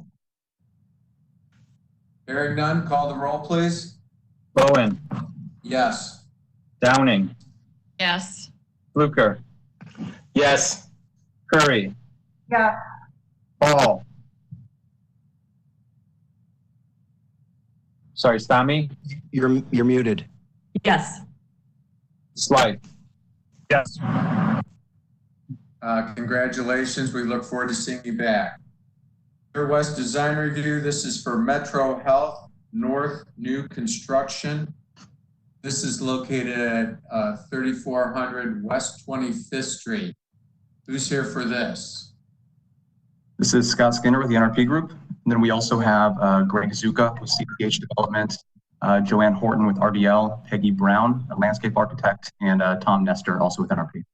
Okay. Mr. Chairman, Michael has his hand raised. I believe he had a comment. And also just a reminder that Ms. Paul will be leaving at 11. Okay, I'm going to have to first swear them all in. Do you solemnly swear to tell the truth, the whole truth, and nothing but the truth, and you shall answer under the penalty of perjury? I do. Okay, I do. I do. Yes. Mr. Chairman, I just wanted to say something real quick. Michael Bosak, staff. The actual address for this proposal is 2450 Metro Health Drive. The first slide is wrong, and the address on your final agenda is also wrong. So just wanted to make that correction. Thank you very much, Michael. Okay, go ahead, please. Great.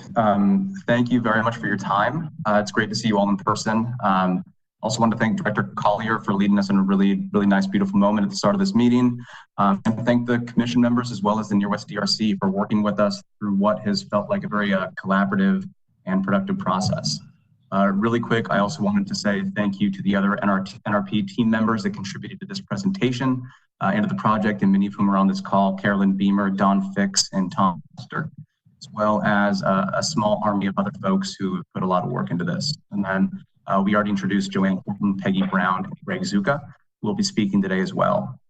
So Metro Health North is a 72-unit affordable housing apartment building that it's 4 stories, with a portion of the first floor being used as a commercial space for Metro Health's Opportunity Center. For a little bit of background, this project was funded through the FACT 50 program, in which the city of Cleveland was able to select which neighborhood and which project they wanted to award low-income housing tax credits to. The city identified Clark Fulton as the FACT 50 target neighborhood, and this project was the first project that was funded through this program. One of the goals of the FACT 50 program was to create transit-oriented mixed-income communities, and this project is right on the West 25th line. And as part of that goal, we're also developing a market rate apartment building with first retail just across the street from this, which is not what we're talking about today, but I think is really helpful context to really highlight the fact that this project we're talking about today is a part of a larger cross-sector initiative with a lot of stakeholders and partners. And Greg is going to talk a little more about how this project fits into Metro Health's larger plans and transformation initiative, as well as give you some updates since the last time we spoke to this group in just a few minutes. Next slide, please. So I'm not going to go into a ton of time walking you through the neighborhood and the site context, as you all have heard us talk about this before in past planning commission meetings. But just as a high level refresher, this is the site of our project. It is currently a parking lot that's being used by Metro Health. It's bordered by West 25th to the immediate west. And we believe will really fill in what is now a bit of a missing tooth along the West 25th corridor. To the north is Sackett Avenue with some apartment buildings, or an apartment building and some single family homes. And to the east is a parking garage for Metro Health that will also serve a large number of our residents here. And to the south is Metro Health Drive. And then lastly, this patch of grass to the southwest here is going to be the site of the second phase market rate project that I mentioned. Next slide, please. So just for a little bit more context, you can see the current state of our site here. Photo 1 is looking north along West 25th. Photo 2 is looking from West 25th onto the site. Photo 3 is looking along Sackett towards West 25th. And photo 4 is looking out from Metro Health Drive. And then photo 5 is taken from the middle of the site, looking out towards West 25th. Again, the purpose of this is just to give you all a little bit of context of the site like now. Go to the next slide, please. And here's some more context for the existing buildings that surround the site. You see the apartment building to the north of the site that is also 4 stories high. And then the transition from the busy West 25th Street into the neighborhood with single family homes to the east of the site. Next slide, please. Here again, you see the Metro Health parking garage, which is directly across the street to the east of our site, and will provide parking access for our residents. And a request from the Near West Design Review Committee, there will also be covered bike parking spaces for our residents here as well. And then below you, there's some views of our site from the north and from the south, looking back to the back end of our site. And with that, you can go to the next slide, please. And I'm going to hand things off to Greg Zuka. Greg's the Executive Director of CCH Development and with Metro Health, our partner in the project. And Greg can talk a little bit about the larger neighborhood context for this project and this initiative. Thank you, Scott. Good morning, everyone. Thank you very much for this opportunity to bring this, I think, very impactful project to this neighborhood and this community. As many of you know, Metro Health is in the midst of a $1 billion investment on its main campus. We have a 52-acre campus currently that is completely built out with surface parking lots, functionally obsolete buildings, many of which are over 100 years old. And so in order to improve the provision of care, quality of care to our patients and to enhance our connection to the neighborhood, we've decided to make this investment. So we have a 52-acre campus, and this investment, we're staying within the footprint of that 52-acre campus. So it's completely built out now, and what you're seeing right now is the future state of the master plan for the campus. So we will have at the end approximately over 25 acres of green space that will be created. The centerpiece being will be a 12-acre community park, which will reside between West 25th and Scranton Road. So on the visual you have there, it's that green patch with many of the sidewalks that are surrounded by the 3 development projects that we're proposing. But again, you know, as part of Metro Health's overall mission and vision, we understand that healthcare does not just occur within the 4 walls of a hospital or a doctor's office. That really, we understand that over 80% of health outcomes are impacted by non-clinical factors, such as socioeconomic status, built environment, behaviors. All these impact overall health and well-being. And it was because of that that Metro Health decided to look for ways of how to leverage the investment that it's making on its campus to really have a economic and community benefit to the broader community that we have called home for over 150 years. And so what we're bringing today is, first and foremost, is an affordable housing project. We know from data from the neighborhood, but also from our patient population, that many people have housing insecurity. And so we wanted to try to play a role in helping to increase the availability of affordable housing units in the neighborhood. And that is why we are leading with this project. But we wanted to look at it in a little bit more of an innovative approach. And so as part of this, we have on the ground floor of this building that we'll speak to and show a little bit later, a 5,000 square foot, what we are calling an economic opportunity center. So this is where we will have many of our programs that are designed to address the social determinants of health. This will be the location of a workforce development center that we are creating in partnership with Tri-C. This will be the location of its Tri-C Access Center, where we will have workforce development programming that is designed for current employees to upskill, designed for patients that want to improve their job status and career pathway, as well as for residents in the broader community, and making sure that we partner with local agencies that are already providing workforce development in the neighborhood. So we're very excited about this opportunity. And again, as Scott had indicated, this is the first of 3 development projects that we will be looking to spur in the neighborhood directly adjacent to our campus. And with that, I'll hand it back over to Scott. Thank you, Greg. Can you go next slide, please?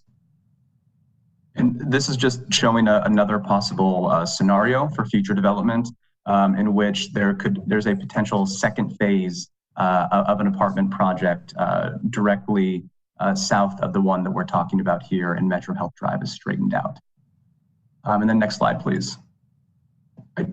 So here's the site layout. And before I get into the details here, I did just want to say it has been really terrific working with Metro Health. And it's really exciting for us to see how Metro Health has really become a national leader in how healthcare systems, like Greg mentioned, are addressing social determinants of health and treating the entire community as a patient and engaging that community as an anchor institution. And it's something that we're just very thrilled to play a small role in. So moving into the layout here, this is the layout of the first floor of our building. There are just a few things that I want to highlight before I hand the baton over to our architects who can speak in much more detail and probably much more eloquently than I can about the specifics of the design. So first, you'll obviously notice at the front of the building right along West 25th is the Economic Opportunity Center that Greg talked about. It's a 5,000 square foot space that will be programmed for community outreach. In the southwest corner of the center is a demonstration kitchen to conduct healthy cooking classes for the neighborhood. And then there are several large classroom spaces that are designed to be flexible enough for a variety of programming needs.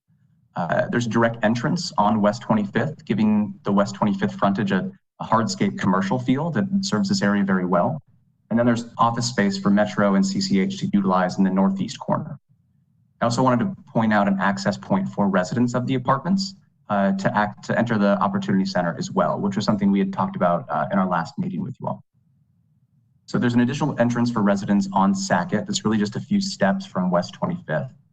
So if residents are leaving the building to access public transit on West 25th, it's just a quick 5 to 10 second walk and will feel like they're exiting the building directly to that transit stop that is there now. And there's another resident entrance on the south side of the building where the parking lot will be so residents can access the building after parking their cars in the lot there.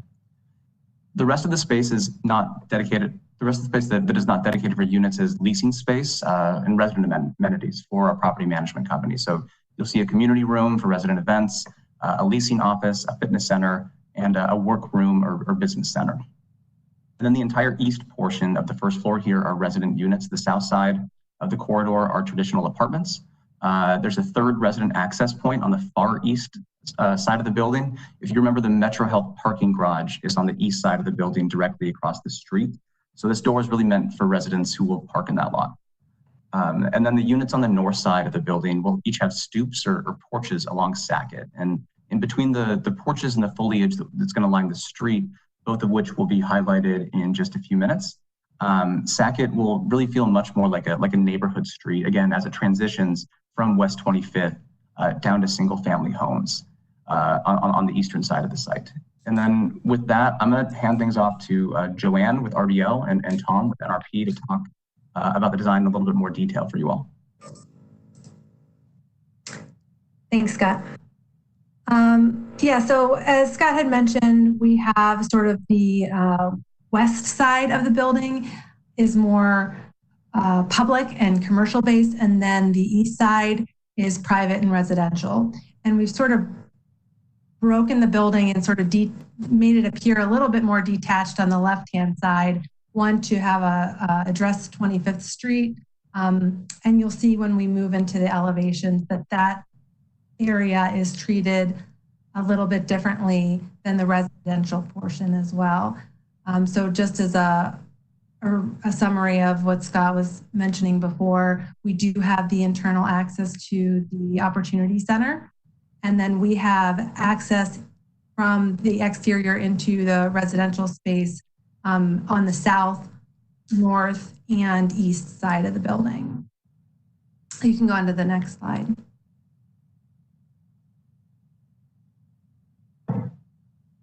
So the upper floors are pretty much the same, all units. Again, as Scott had mentioned, on the north side of the building, we have 2-story townhome units. So this is the second floor of those units. They all have their internal stairs, and on the ground floor, they had access off to Sackett. And then if you go up to the next floor, next slide, yeah. This is where we now have all of the stacked flats on the 3rd and 4th floor. Next slide. And you can keep going to the elevations. These are just for reference. We have the upper floors in the roof plan. So here we have the west elevation, which fronts West 25th Street. And this is where we've centralized the entry point to the Opportunity Center. We have future signage listed above the canopy. We're not sure what the signage will be at what we'll call it. So we'll have more information when that becomes available. But right now we just have this nice big open canopy to really define the entrance. And one of the comments that we had previously received from DRC was making that visible as the clearly defined entrance point. I think before we had a little tower on the right-hand side of the building, but that wasn't the entrance. So we've just shifted everything and made this nice center focal piece. And then actually, if you go to the next slide,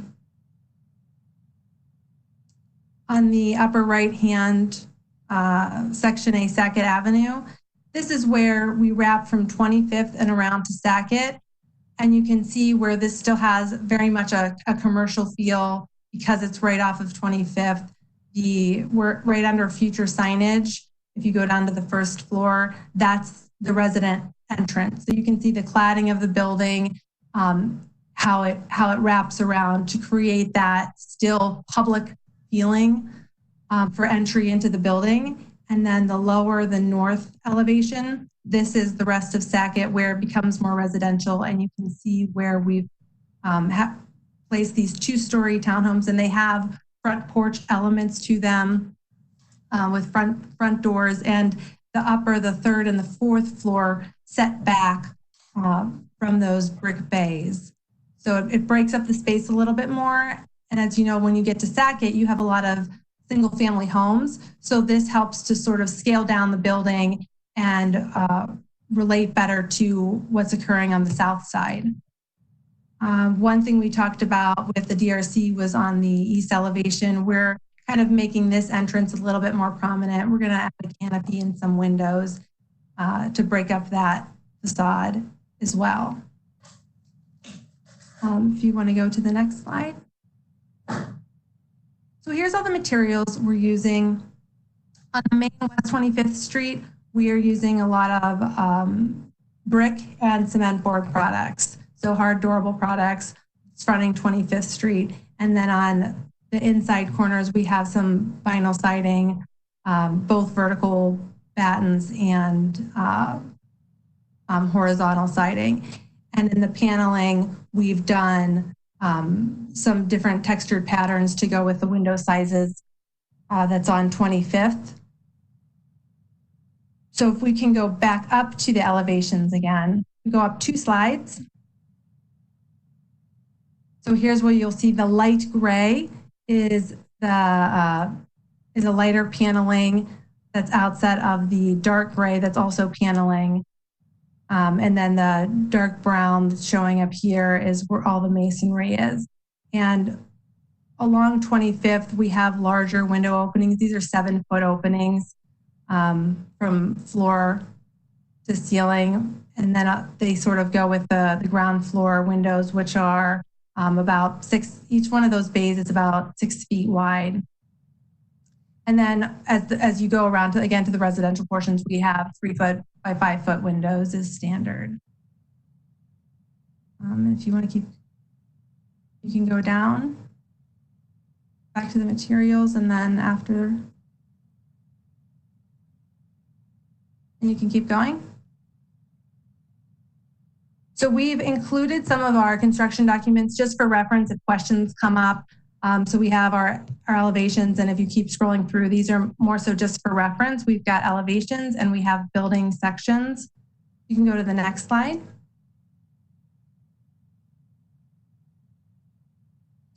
And the next slide. And this is a building section.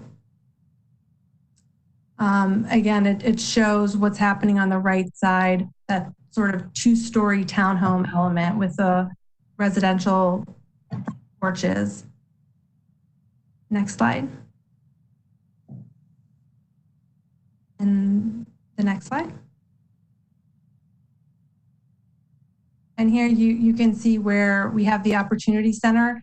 The ceilings are actually higher there, so the whole slab sits down lower along 25th and for that whole career center. So we have a little over 11-foot high ceilings in the career center, and then we scale back to 9-foot ceilings at the residential units.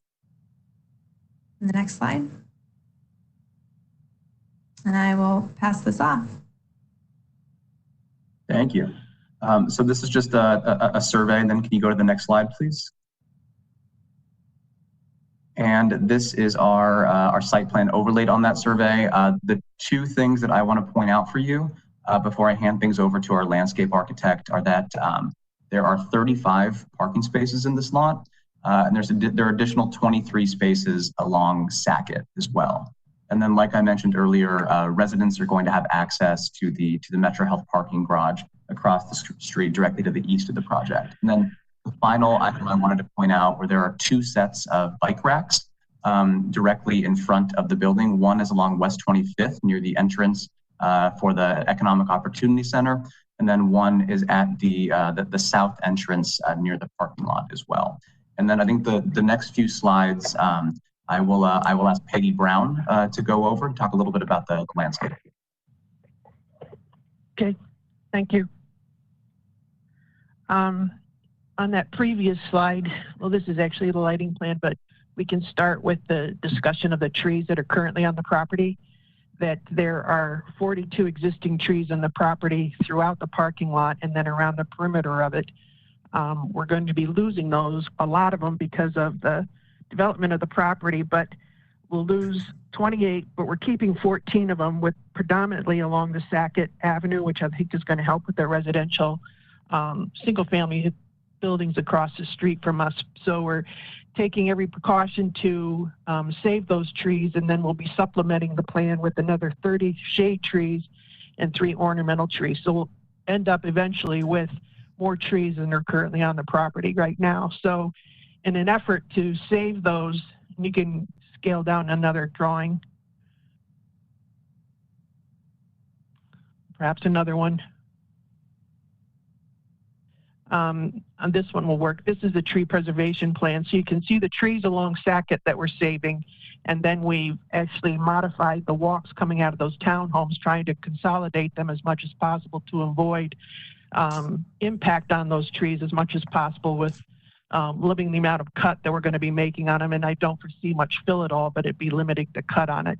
And then currently there are no street trees along Metro Health Drive nor along Scranton Road. So we're going to be opening up those sidewalks and providing street trees along those streets as well, picking up on the theme that is being developed by Metro Health Hospitals for their master plan project. So we're repeating some of that same material that they're using on their overall master plan onto this property to help create a more cohesive look throughout the neighborhoods. Hey, Go on to the next one. Peggy? Yeah. This is Steve Bowen. We lost one of the commission members and we're going to lose more after a while. So if you can. Okay. Cut to the chase. This is for schematic and I'm worried about other people getting in and getting their. No, I thought this was final, isn't it? Yes, this is final. Review. This is final. Oh, okay. Final approval. Okay. I see. But if we can speed it up, that'd be great. I'll speed it up. So we've developed an entry court on the Metro Health entrance for the residents to come in. Excuse me, we do have Mr. Fluker with his hand raised. Mr. Fluker, did you have a comment to make immediately or did you want to wait? Okay. Go ahead, sorry. August? No, go ahead. I will have Peggy finish. All right.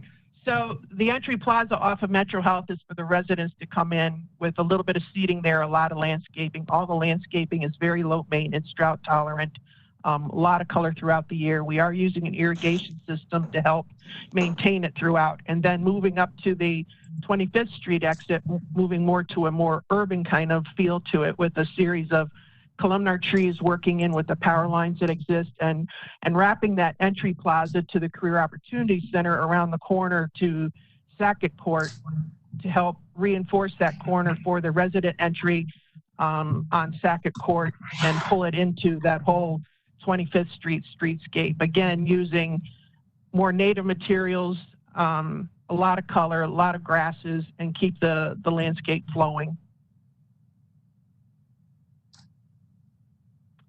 We have a secondary entrance coming out of the kitchen area, which is an ADA compliant access that we need. So that's coming out the south wing of the Career Opportunity Center that we're hooking up into that 25th Street streetscape as well. The lighting is being predominantly done on the building with some sconces. There's a few bollards in the pedestrian entrance off of 25th Street, and then a pair of parking lot lights in the parking lot, all LED fixtures. That's about it. Great. Thank you very much, Peggy. And with that, for the sake of time, we'll turn it over to any questions or comments. Great. Thank you. Commission members? Yes, this is August. When the gentleman talked about stresses and with populations who are marginalized, I agree with him. But I think there's another stress we need to consider. It's this building placement. I know that the ship has sailed. This building's on an island. It's truly on an island. And my biggest concern is how one navigates trying to cross essentially 4 streets in the court, 3 streets in the court. I think more work should be done with Metro to figure out that whole green alley. I think it creates a big divide between the community to the west, and that's essentially caused issues with the placement of this building. I know this is final, but when we talk about stresses and why people of color have stress, this is one of the reasons. I just don't think this building is placed it could be placed better. So I just wanted to offer that as my commentary. Thank you. Mr. Chairman, we have Director Collier and Ms. Curry with her hand raised. Yes, go ahead. Yeah, just a couple of things I want to add. We've been working closely with Metro West, the Councilwoman's office, Metro Hospital, and everyone for a number of years with respect to looking at the campus and also understanding that you have to go beyond campus walls to deal with the human element of neighborhood development. And we are in the process of a neighborhood master plan.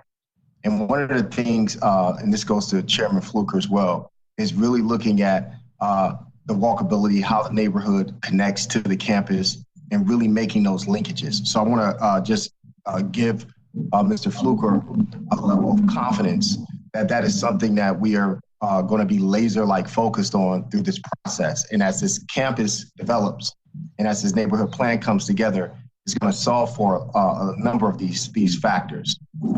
The other thing that I wanted to just emphasize is the fact that with respect to the site itself, Metro Hospital has worked with the city going back and forth for a long time to try to get this, particularly the landscaping and the tree canopy and all of those things right.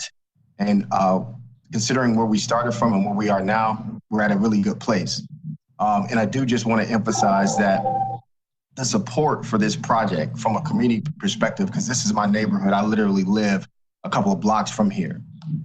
This infusion of investment is needed, and we are starting to see a lot of investment happen with respect to infrastructure and other things, and this is very good momentum.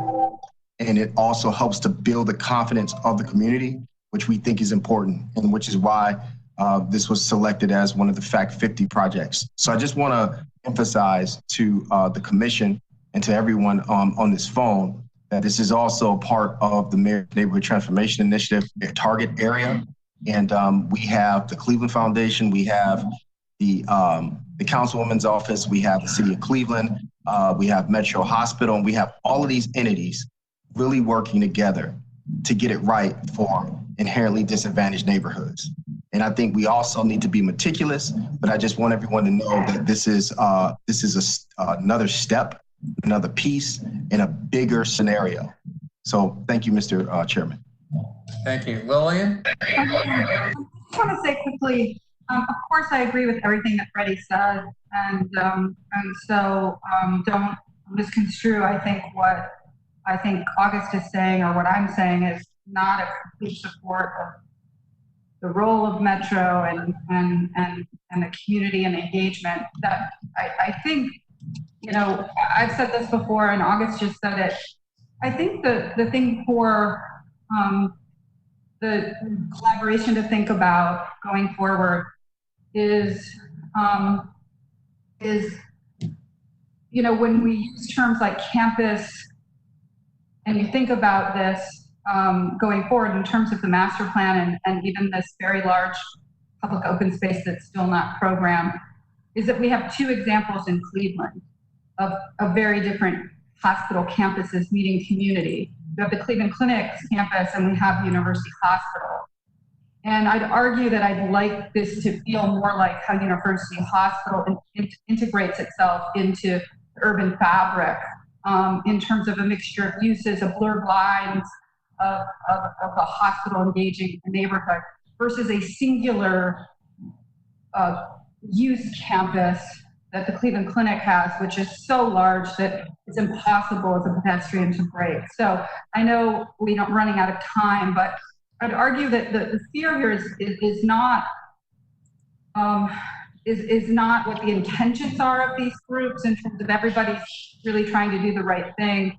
It's ensuring that this does not become a singular edge in terms of use, because it will not be a great environment to actually be in as a pedestrian or up against the neighborhood. I think it's going to require a much more sophisticated thought about how this integrates use-wise into the community. I'll stop there. This project is well on its way and is part of this. It's really the future use of some of this edge between the community and Metro that worries me in terms of thinking. So I'll stop there. Thank you. Mr. Chairman, it looks like Mr. Zucca has literally raised his hand. Sorry, I'm not quick with the button.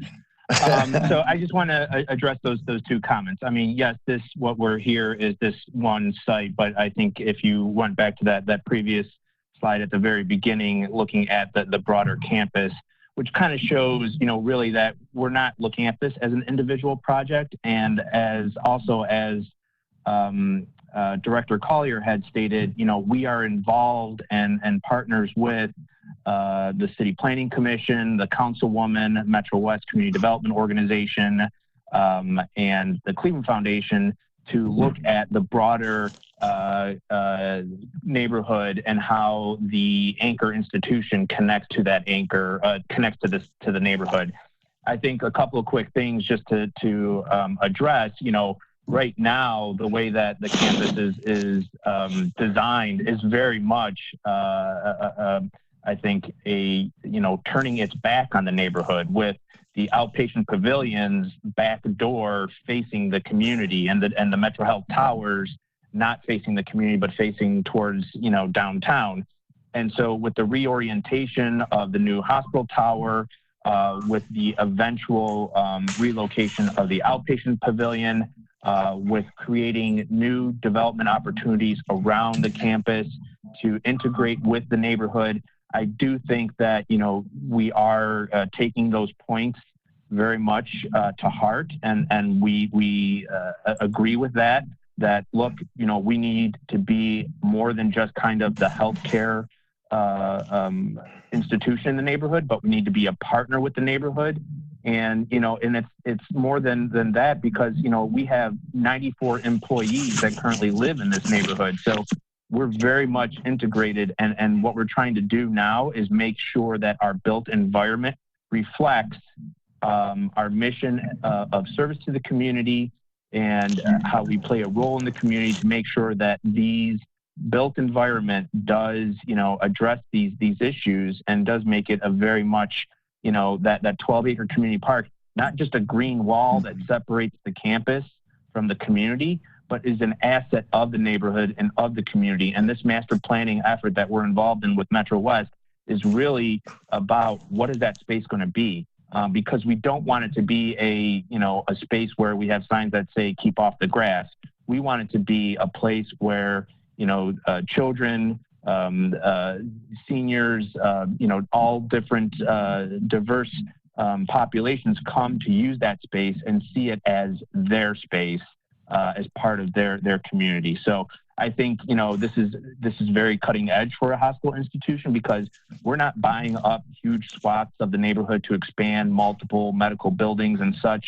We're actually staying within the footprint of the 52 acres that we have and actually making sure that that 52 acres is more accessible and is seen as an asset and as a part of the neighborhood and the community. Mr. Zuka, this is August, and I don't want to belabor this. I live near the clinic in Fairfax. And when my son was 5 years old, 13 years ago, we were walking down the LA, right? And my son started to motion towards the reflecting pond, and we were promptly told to walk away.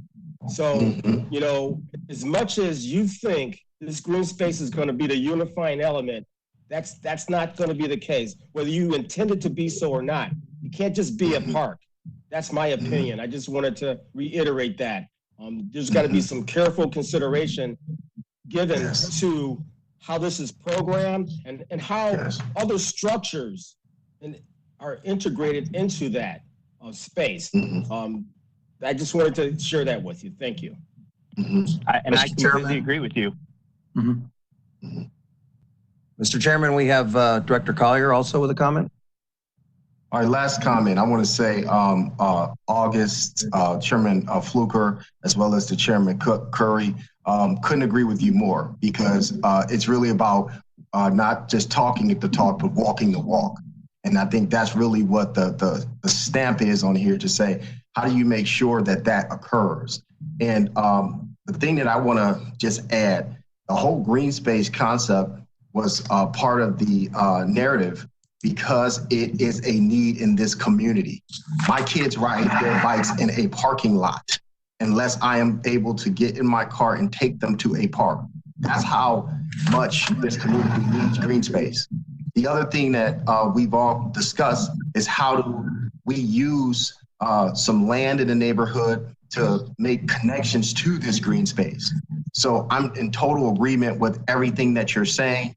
And you also look at the illustration here and you can see where these new investments that are on the other side of West 25th Street are gaps in the neighborhood, lands that have sat dormant for a very long time, that now bodies are being put in to activate this stretch of West 25th. So I think that we're all speaking the same language, which is a good first step. But I think it's going to come down to the equity being in the transaction. So I think that's the work. And I think that we have a platform and we have the partnerships in place to guarantee that the walk is walked and it's not just rhetoric. That's going to have a lot to do with how it's programmed afterwards. So, wait, one more thing. I'm just going to say this. It's quick. I will tell you though that there are some structural flaws with the current thinking for the size of this park, street configurations, especially in the previous plan with the curved street, the understanding of what makes space that feels comfortable, even along West 25th Street, especially for, you know, so I would say work needs to be done. And don't get me wrong, have to change the current hospital plan layout for the new facility. So this space between these streets, the current urban design thinking, in my opinion, is flawed. It needs more work. So here for a different reason, we should vote on the building, but sure. It's to encourage you guys to push harder. This project is so important. But please take another look at what might be possible in a triangular zone, both in terms of uses, and I've argued in the past time seeing this, that it may require actually more structures or buildings within the park space to make it activate startup. I move to approve. Go ahead. I would like to no, I was just going to say, I mean, this, you know, again, you know, we didn't come to kind of show the park. This isn't a plan about the park. This is just what you see here is just kind of a placeholder. So all these comments are definitely, you know, things that we are examining right now as part of this master plan. And so I agree with everything that's been stated that, you know, we have to be very, very sure and looking at the programming for this park. And yes, there could be structures on it. I mean, there's nothing to say that there wouldn't be. So, but we don't want to get ahead of what the neighborhood and what the community wants. So that's why, you know, right now it's just kind of being shown as a placeholder for a park. And so when we have those communications with the neighborhood and the residents, we will definitely make sure that it is front and center. All right, thanks, Mr. Zuka. I will move to approve the project as presented with design reviews comments. I'll second Downing. motion and second, further discussion. Hearing none, call the roll, please. Bowen. Yes. Downing. Yes. Zucker. Yes. Curry. Yes. Paul. Tommy? She left. Gone. Oh, okay. I was not aware of that. That would be nice to know. Slide. Yes. Okay. Congratulations. Look forward to seeing the next phase. Thank you. Thank you very much. We're on, let me find it here. Dollar General, new construction. This is at 5063 Memphis. Who's here for this? We have Brian Rubenstein from Vocon. I also have a Dean Sprong with his hand raised, or Spong. Did you have a comment, sir? Yes, I was just going to identify that I would be taking a point on the conversation, and I would like to identify the rest of our project team that's involved. Sure. So can your whole project team raise their right hand so I can swear you in? Yep. Do you solemnly swear to tell the truth, the whole truth, and nothing but the truth as you shall answer under the penalty of perjury? You do. Yes. You do. Hopefully that's everyone. It's hard to tell from these little cameras. We also have Councilman Kelly with his hand raised. Councilman? Good morning.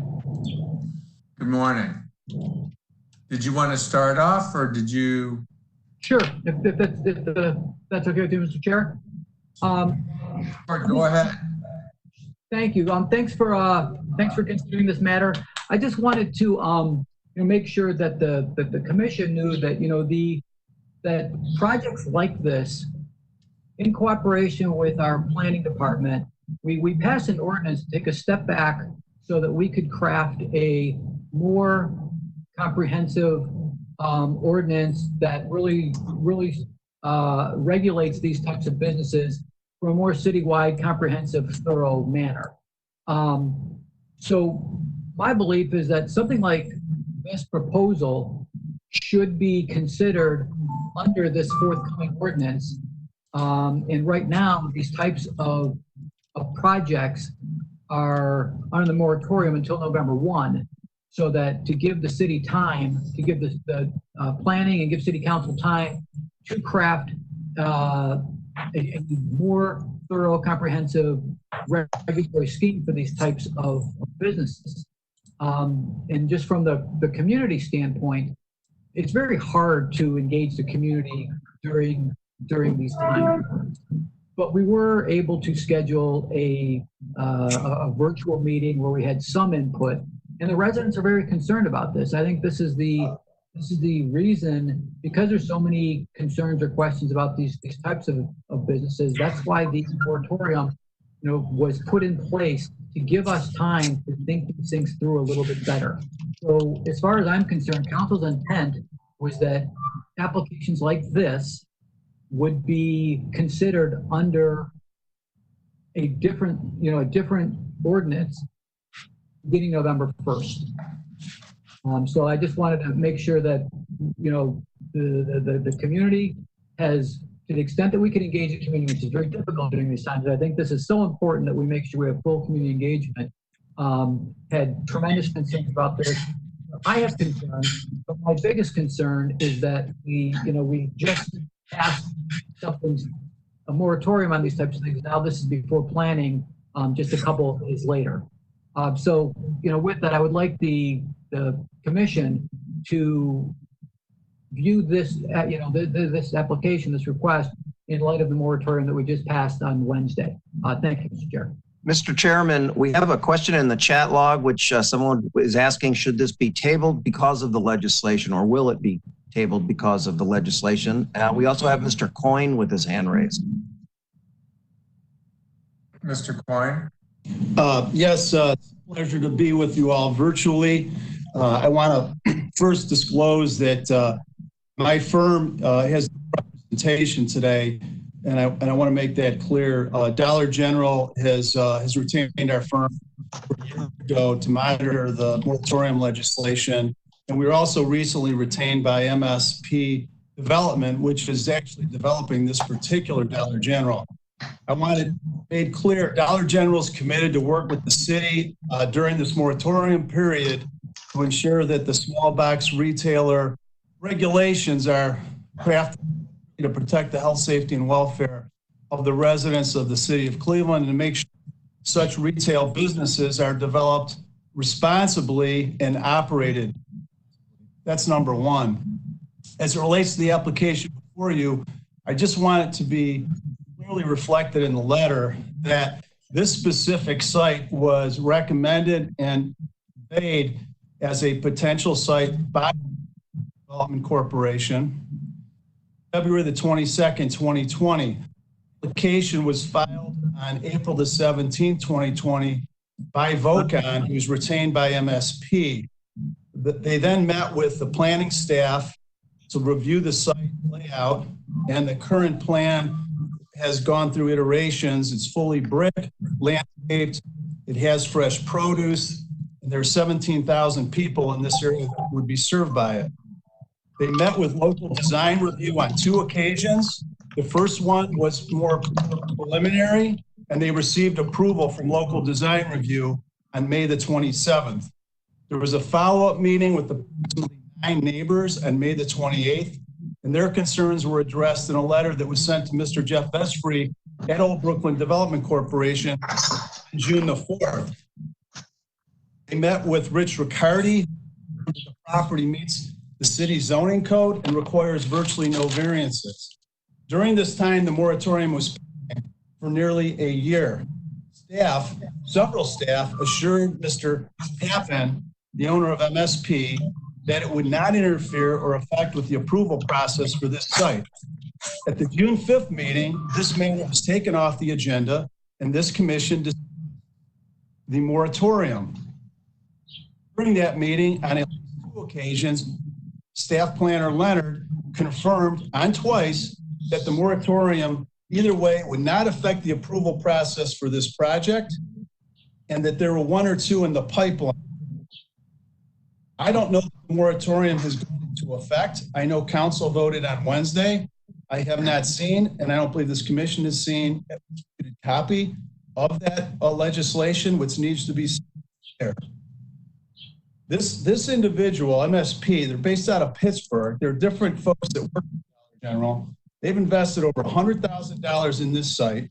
It's about a $2 million project. It'll provide a dozen or so jobs. And it is not identified in any way as one of the problem, quote unquote, big box or small box retailers in the city. This city needs investment. It's not getting any kind of incentive from the standpoint of tax abatement or anything else. And we have to look at moving things along. At the same time, during the moratorium, Dollar General is committed to work with the city on how to look at that kind of legislation. And I note for the record that Dollar General, during this COVID, this is one of the top retailers that were addressing the needs of people that live in various cities throughout the country. Because Dollar General provides a lot of things that people generally need at an effective and reasonable price. And you've got to look at, when this moratorium gets discussed, you've got to look at everybody in that space, from convenience stores to 7-Elevens, the Circle K's, where you'd be doing a disservice to the residents of the city of Cleveland. So respectfully, I understand Council President's concerns, and I respect what he's trying to do. I think the administration could also handle this differently through the building department and the health department, but we request that this matter be reviewed under the ordinances that are in effect at this time in the city of Cleveland. Thank you, Tony. So, Director, Mr. Moratorium, how is this project affected by the moratorium? Excuse me, Mr. Chairman, we have Mr. Councilman Slife with his hand raised. Oh, go ahead, Councilman. I'll go after Freddie. Yeah, so a couple of things. It is true that the project was going through the process. It is also true, this is a site that is not built yet. But I want to just take some time to give you background on sort of the intent of this. At the end of the day, there has been community concerns for a number of years with respect to dollar stores, their proliferation, and the conditions of many of these, particularly in these low-income neighborhoods. This has become a really serious issue because many of the community receives the complaints about these issues. The other factor that was brought up was the fact that with respect to the type and quality of goods and services that our neighborhood retail districts need to account for with respect to the land and how it's developed. We are really focusing on entrepreneurship and things of that nature. So having a good mix is also important. The one thing that I want to show you, if Maurice, if I can share my screen really quick with you guys, is to share with you about these dollar stores and how the product that they choose to invest in certain communities differ. And our community needs a lot more than just a typical dollar store. One of the items, and I'm going to share this real quick, that we had some dialogue with the local newspaper about had to do with a product that Dollar General actually has sponsored in other cities. Let me know when you can see my screen. We can see it. Okay. This concept is known as Dollar General Markets. Now, the reason why I'm bringing this up is because one of the complaints that we receive often is concerns over the saturation of these type of corporate retail stores. They don't offer fresh food and vegetables, and a lot of neighborhoods need those types of products and services. But here's a perfect example in Nashville, Georgia, where in some other places where they actually offer this type of quality. Now, one would argue and say, okay, here we are, the city of Cleveland. We know the economic situation in many of these neighborhoods. These types of facilities were never brought forth to us in our neighborhoods if the goal is to address the community's needs. So part of this whole moratorium is about, wait a minute, let's take a step back. Let's rethink how we do this and how you deliver, and make sure that we have the right amount of facilities, providing the right type of products in the right way for the community. And I think that is the spirit of what the council, the administration, and others are looking at with respect to this. And I'll say this before, this is not a witch hunt on dollar stores. This is as much about corporate responsibility than it is about the proliferation only. So I want to go back to saying that, and I just want to say that that's the posture of the planning department as we took this on and began to look at this. And the moratorium allows for that ability. Now, that doesn't mean whether or not this will happen after a November 1st deadline, but what the request is to let's take the time and look at this. That includes this particular store. So that's the question on the table. But if you want to know how the moratorium impacts this proposal submission is in, it's before us. However, the Planning Commission can make a determination, because that's what it's designed to do, make a determination as to whether or not this is appropriate based on the use, based on the neighborhood, based on factors around zoning. And it's not just black and white. We have to consider the benefit, the health, the safety, the welfare, and the opinion of those constituents who are impacted by this, either positively or negatively. That is my answer, and I wanted to share that with you today and just give you some sort of background. Thank you. Thank you. Mr. Chairman, we still have Mr. Slide. It looks like we have Mr. Klein with his hand raised literally. Yes, if I could just say. Well, here, let's Life go first, just because he had his hand up first. Yeah, sure. So, and I thank you, and I know we're going a little out of order because we typically hear the presentation, but since there seems to be a more fundamental question about, where we're at with these uses, I just wanted to jump in and kind of express what I'm seeing. And I think Director Collier was right talking about the level of goods and what they're priced at, but I also think there's a realization that in the last decade, small box retail has just grown astronomically in the city of Cleveland, which has not grown in population. And I know we spend a lot of time trying to work with corporate partners to prove that there's markets, and that just because an area isn't growing at some high population growth rate that you'd see in the South or elsewhere, that there isn't a viable market in Cleveland. But it's concerning to me because that's really an uphill battle when we make that argument. So the fact that corporate users are still coming in at this density in areas where, if trends were to continue, the population is growing or is declining, I have concerns about what the use of these buildings are 5-10 years from now and the viability of this density of use. And I think that's where council's coming at with this moratorium, is giving us a chance to sit back, realize what is happening, and giving us a chance to react and adapt and be able to make sure that we're serving the public interest. Planning Commission did hear at our last meeting, I believe it was our last meeting, Ordinance 411/2019 and recommended it for approval. And I have just the summary, but it said it's establishing a moratorium on the review, issuance of zoning permits, occupancy permits, other licenses, or permit applications for small box discount stores. And since Planning Commission, at the end of the day, really is a part of the permit review process, I'm questioning whether or not we're able to do this right now under this law, or if it would have to wait until after November 1st.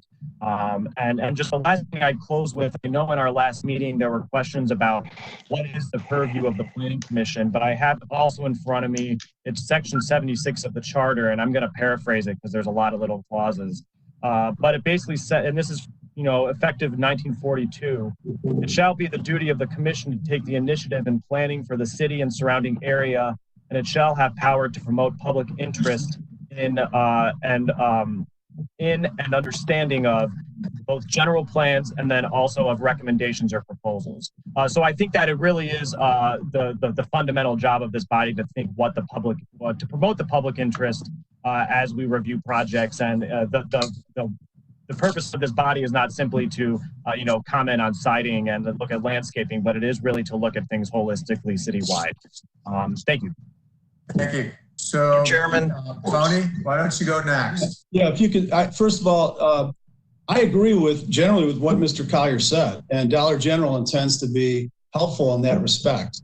I think it's important, but I also think the existing laws and regulations of the city of Cleveland are important. They're in effect. Courts have ruled on that for years, specifically a case in Oberlin, Ohio in 1960 on exactly this type of thing. So I agree with what Mr. Collier said, and I think it's important to look at that and take a step back. I've looked at some of these other stores and some of their competitors, and I will say some of them are embarrassing. So I think the city's well positioned to do that. But when you have a property owner who spends the kind of money and investing in the city and is this far down the path, it seems to me you follow your current code and you make a decision based on that.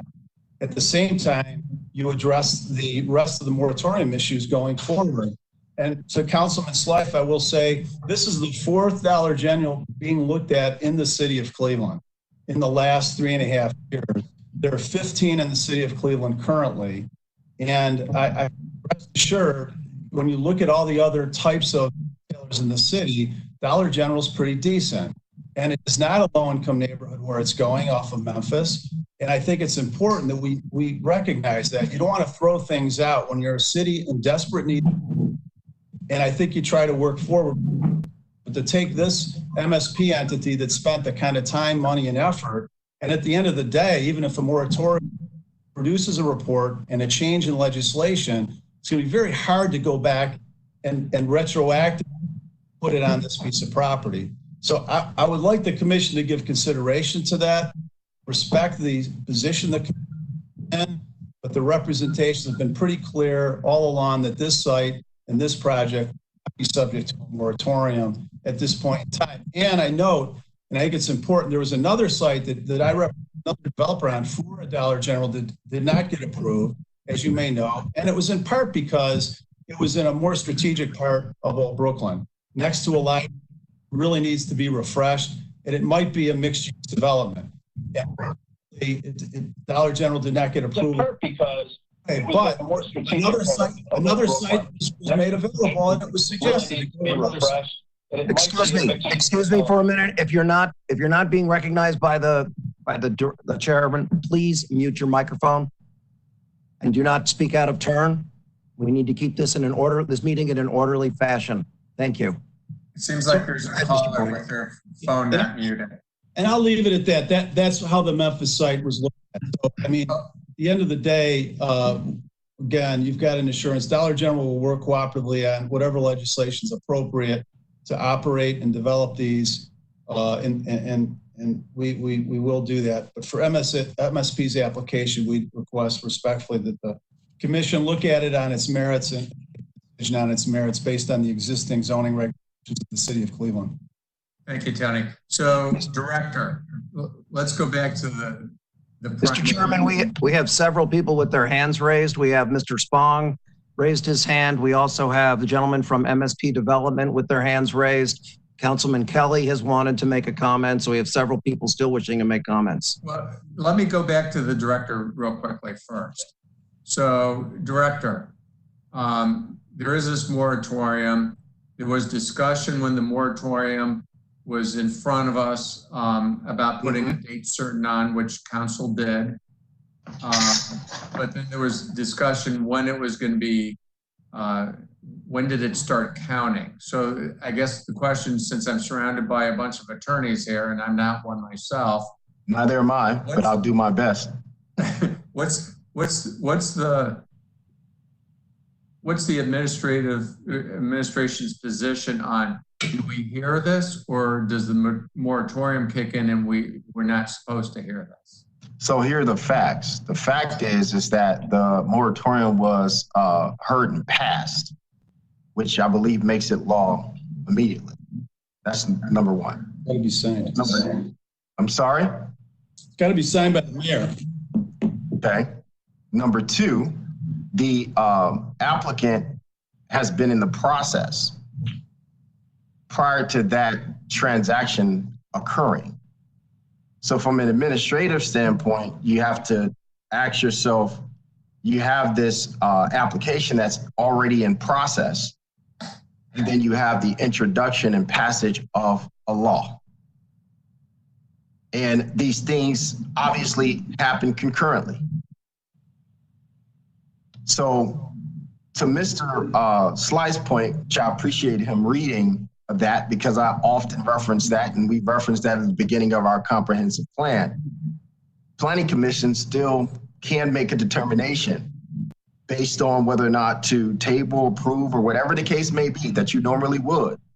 Because again, you're not just analyzing the zoning code and things of that nature, you're also having to consider the community and the direction that the city is trying to go in. That's our responsibility and our duty. Right? So you have that authority to make a determination on this case in that light as well. All right, thank you, Director. So I'm going to ask the fellow council members that are on the phone or on the web, would you like to move forward and hear the presentation and then make a determination, or do you want to stop it here? Mr. Chairman, this is Diane Downing. I'd like to make a motion to table it until after November 1st of 2020. I will second. Okay, we have a motion and second.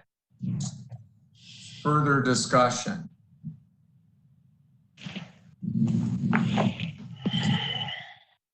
I don't know, I'm a little disappointed because I would have liked to have heard it, but obviously I don't make a motion or a second. We have a motion and a second to table. Michael, call the roll. Bowen. You're garbled, Michael. I'm sorry. Bowen. Yes. Downing. Yes. Booker. Yes. Curry. Yes. Sly. Yes.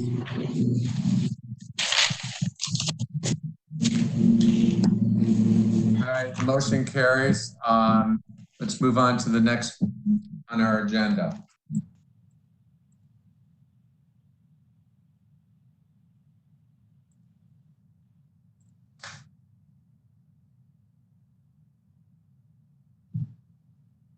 This is for the Brook Park Cube Mart, self-storage renovation and new construction, seeking final approval. This is at 2000 Brook Park Road. Who's here for this?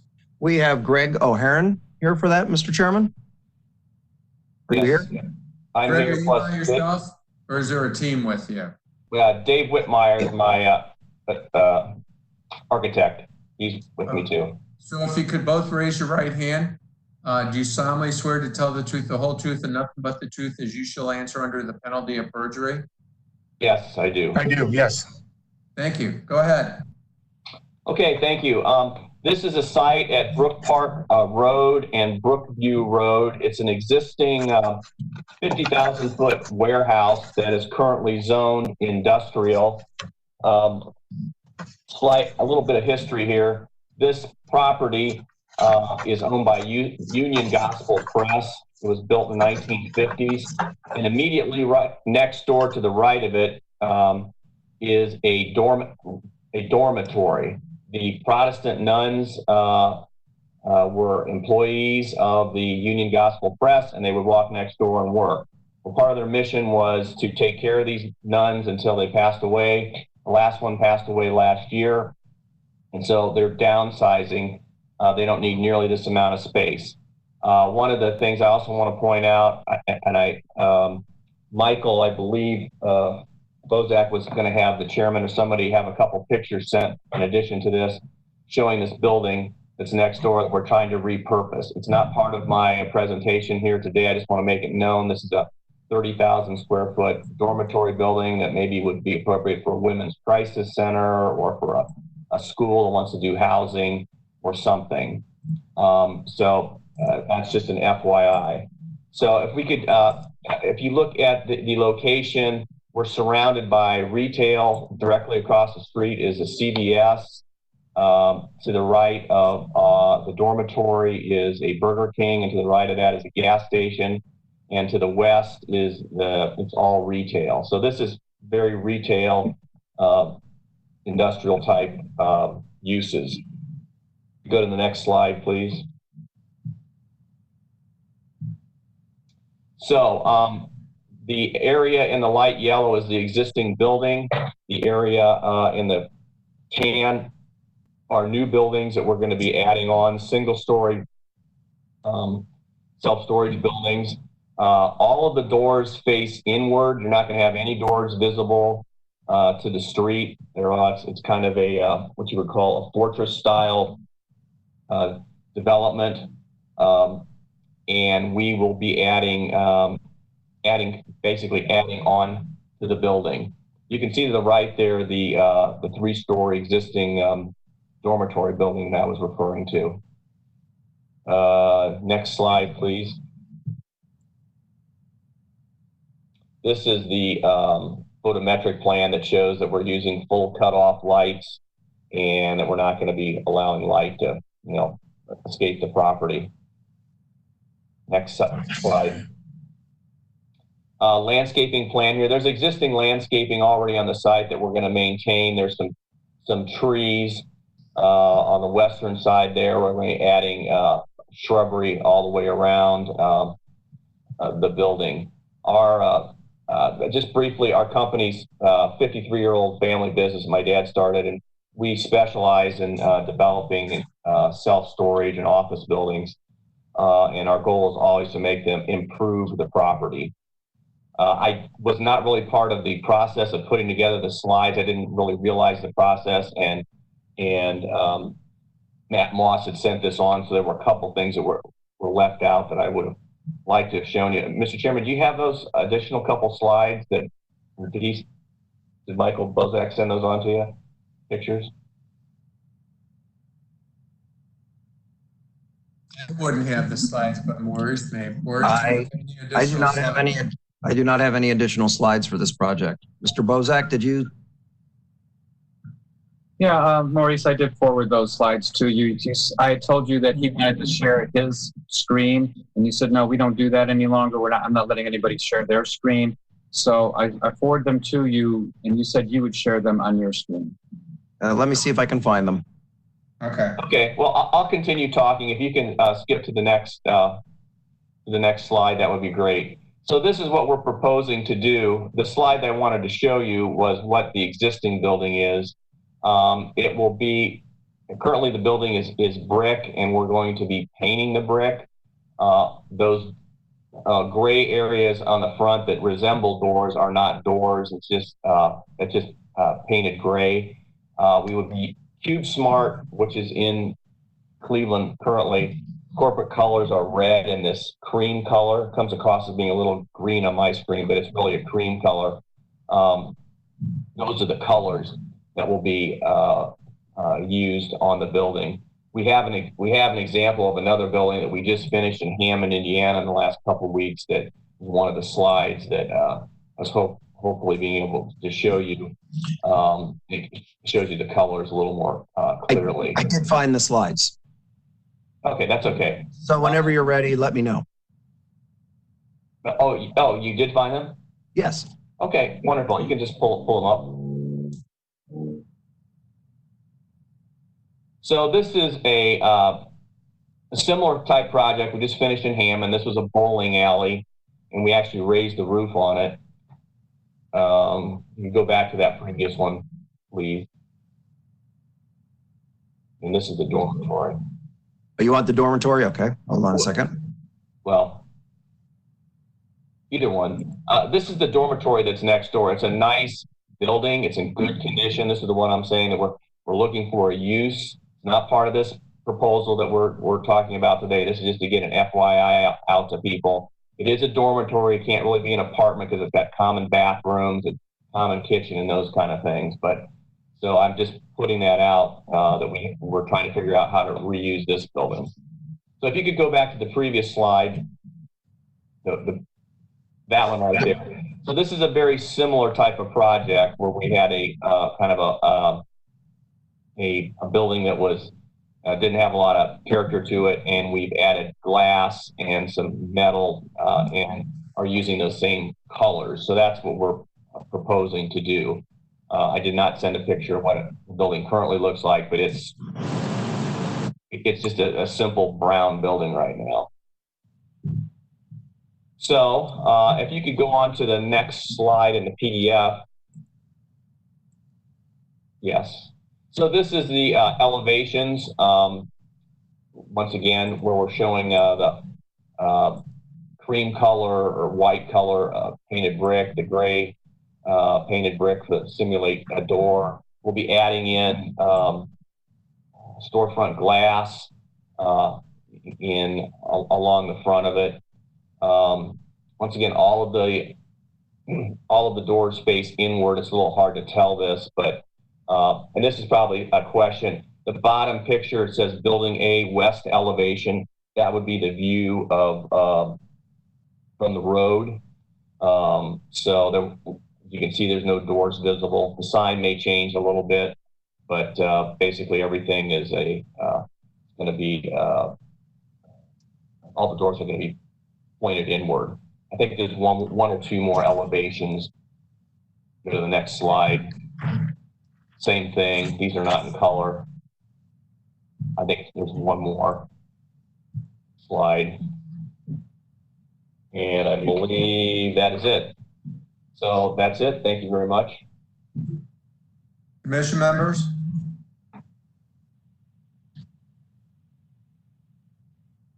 Questions?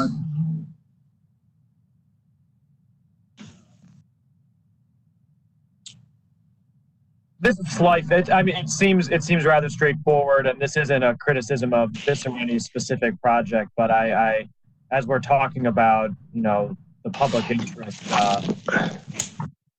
self-storage things are growing pretty quickly too, and I think we have to have a tough conversation in this city about what we're going to do with all this commercial land that we no longer need in an era when people buy things online. So I'll just kind of leave that there, not to pick on this one, but it's the project before us.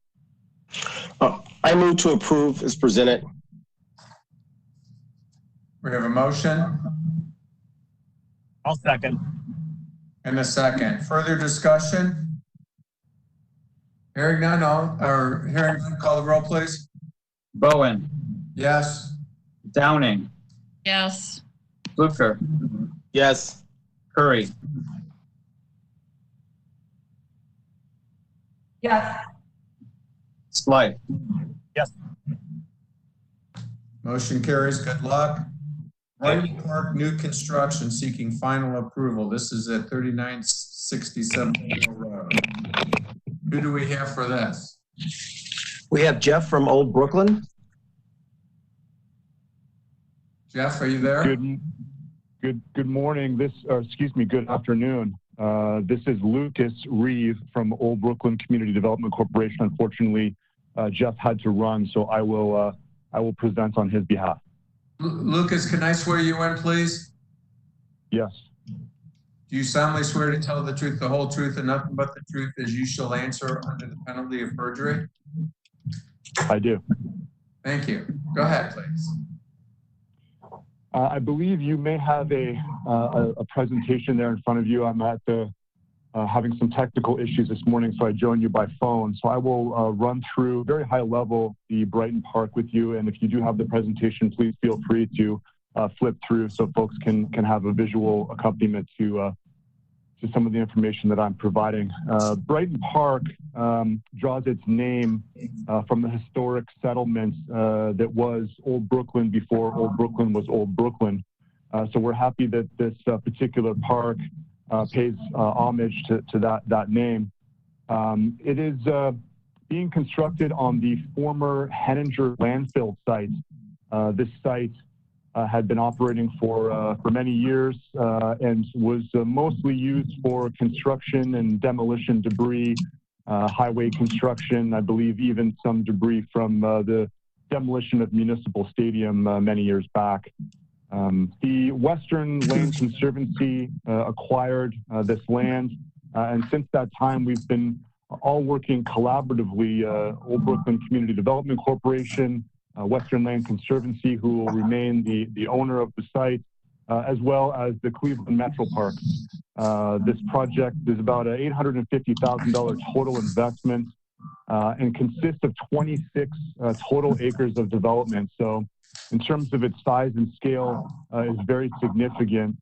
There will be 2 trails. One of them is a paved trail, typical Metro Parks trail, 10-foot paved trail, highly accessible. And then a second all-purpose trail, more of a natural surface type design that will move. Both of those trails will move throughout the entire park. There's a significant landscape improvement that's going on and included as part of the development here. The inclusion of many native plants, as well as over 1,000 new trees on the site, which is something that is much needed and be a tremendous benefit to the site and the residences around the site and of course the neighbors of Old Brooklyn in general. The park itself serves as part of a larger connection, not only to the Cleveland Metro Parks Zoo and the Brookside Reservation, but also through the Treadway Creek Trail that connects down through Jennings, which really provides a much needed connection of all these key neighborhood assets, not only through Old Brooklyn, but also to the rest of the city as well. One other thing to mention, I'll keep my commentary about the project brief this morning, that the park itself will be maintained by the Cleveland Metro Parks to their high standard, to which we are all aware. So we're very excited about that partnership and very excited in general to bring a really phenomenal new park and a wonderful asset to the neighborhood of Old Brooklyn. Thank you. Mr. Chairman, we also have Sean McDermott from Cleveland Metro Parks. Were you planning on? And this is the only slide that I have for this presentation. I apologize. Good afternoon, everyone. Sean McDermott, Cleveland Metro Parks. Glad to be before you. I'm really here just for questions today. We're really excited about the partnership with Western Reserve Land Conservancy and Old Brooklyn. There's been a lot of work that's gone into this, in fact, decades prior to this, and we're excited to execute. Maurice, I do have some other slides if you want me to pop them up on the screen if I could share, but really I'm just here to answer questions. Thank you, Sean. Anyone else? Commission members? I move to approve as presented. I second. We have a motion in 2 seconds, and I think it was tied, so. I defer my second. It's a great project. It's a great project. So I'll just make a comment. Go ahead, Lillian. Further discussion? Further discussion?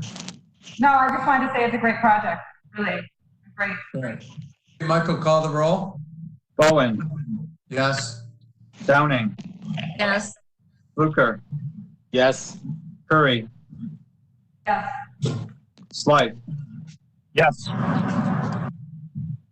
Motion carries. Good luck. Okay, East Design Review. This is a subdivision plat revision for the trail side at Morganic Run. Who's here for this? Well, we have Jillian Hall, but I do see a Michael David from Knez. Is Jillian? Yeah. Gillian was unavailable, so I'm here in her stead. There we go. Okay, Can I swear thank you. you in? Do you solemnly swear to tell the truth, the whole truth, and nothing but the truth as you shall answer under the penalty of perjury? I do. Thank you. Go ahead. Good afternoon, Commission members. I'm here today for the subdivision plat approval for our Trailside project, which is located just south of Union Avenue and east of Broadway Avenue. We're working on phase 3 at this point of the project. Phase 1 and phase 2 are completely sold out, which make up the lots on Jerome Court, as well as the lots on Gartland Court, and some to the, I believe, if the project is oriented correctly, those lots on the north, which would be on the right-hand side of your screen. So we're here today to ask for subdivision approval for 18 lots. If you want to go to the next slide, please. All the homes that we're building on this site, this project is done in conjunction with Fifth Third. We've been working in detail with them to design houses according to what they would like to see there. These are the type of units we offer. They're 3-bedroom, 2.5-bath units. They're 20 by 42 with an attached car garage. And they also, if you want to go back to the previous slide, please, there's also room for 2 green spaces to the left of the screen in the far corner, as well as on the northern side, or what would be the eastern side of the subdivision. One here,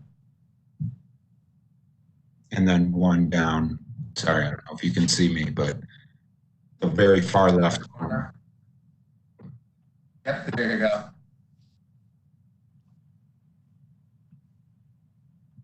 Okay, commission members? I move approval. Second, August. We have a motion and a second. Further discussion? I'll note this does throw off the end of the pierogi dash. So, call the roll, please. Bowen. Yes. Downing.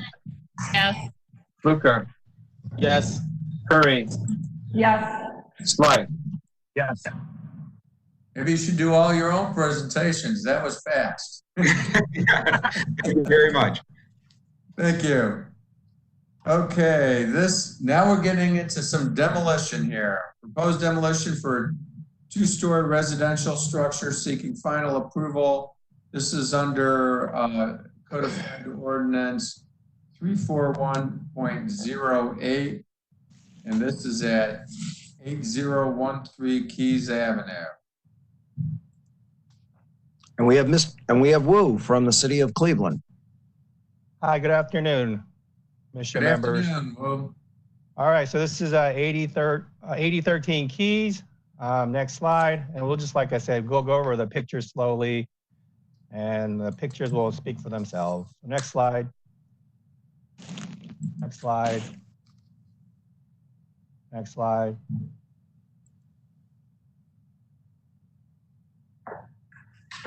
That looked like a pretty good tire there. I move approval. Move approval. I second. Okay, there's a motion and second, understanding that it had no historical significance and it was beyond repair and falling down. All right. Call the roll, Thank please. Bowen. Yes. Downing. Yes. Fluker. Yes. Curry. Yes. Sly. Yes. All right, the next one is a proposed demolition for a 1-story commercial building.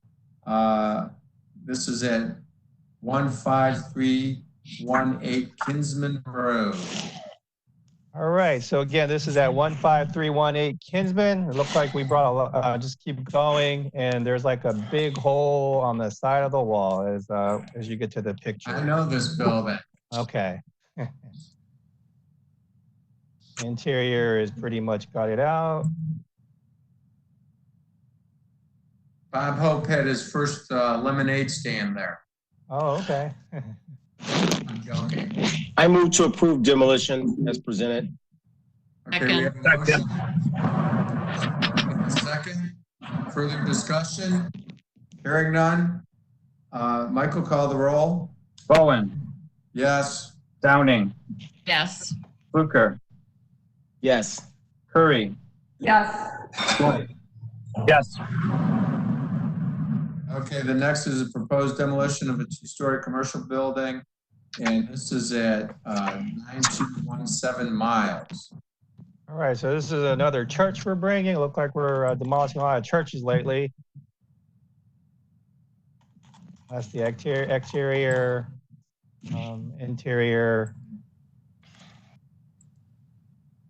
How much we could do with that one, huh? Ventilation, big holes in it. I move to approve demolition as presented. Second. Motion second. Call the roll, please. Bowen, Yes. Downing, Yes. Fluker, Yes. Curry, Yes. Okay, proposed demolition for a two-story apartment building. This is at 3460 East 130th.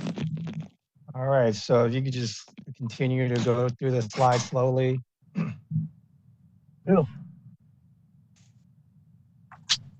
The porch is going to turn into a patio pretty soon. Move approval. Second. We have a motion and a second. Call the roll, please. Bowen, Yes. Downing, Yes. Fluker, Yes. Curry, Yes. Yes. Slide. Yes. Okay, the next one is at 2955 East 116. All right, so this is the I'll last tell one. you what, can we save those ornamented brick in purple? I think that's quite attractive. All right, so we'll just continue to go through these pictures.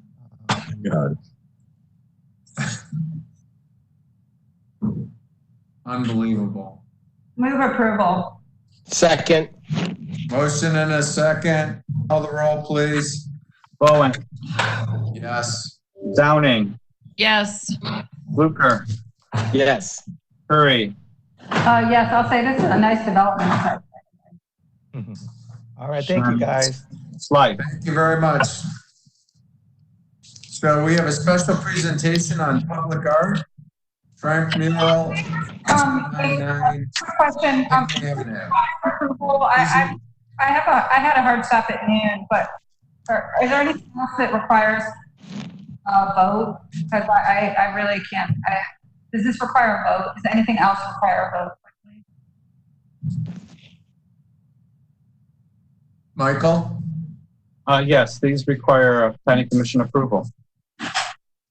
There's only two of them. Can you state just okay, let's who's ever here, let's present this quick. Can I swear you in? Who's here for this? We have someone from Midtown, Ms. Sang. Is that how you pronounce it? Sorry. That's correct. Thank you. Yeah, can I swear you in, please? Yes. You solemnly swear to tell the truth, the whole truth, and nothing but the truth as you shall answer under the penalty of perjury? I do. And can we make it quick because we don't want to lose Lillian because we need a quorum? Absolutely. Yep. Real quick before Karis gets started, this is Karen Petras, the public art coordinator. This project was unanimously approved at Euclid Corridor Design Review yesterday, and I'm also in support of the project. Thank you. Thank you, Tara. Just to go quickly, some background is that this is the mural that was on Public Square last year as part of the rotating mural gallery on the back of Rebel Business. Jordan Wong, the artist pictured here, wanted to find a second life for this project and donated it to Asia Town. And so we've just found a new home for it. And so that's what I'm presenting to you today. You can go to the next slide. This is the location at 30th and Payne. It's actually at Asia Plaza.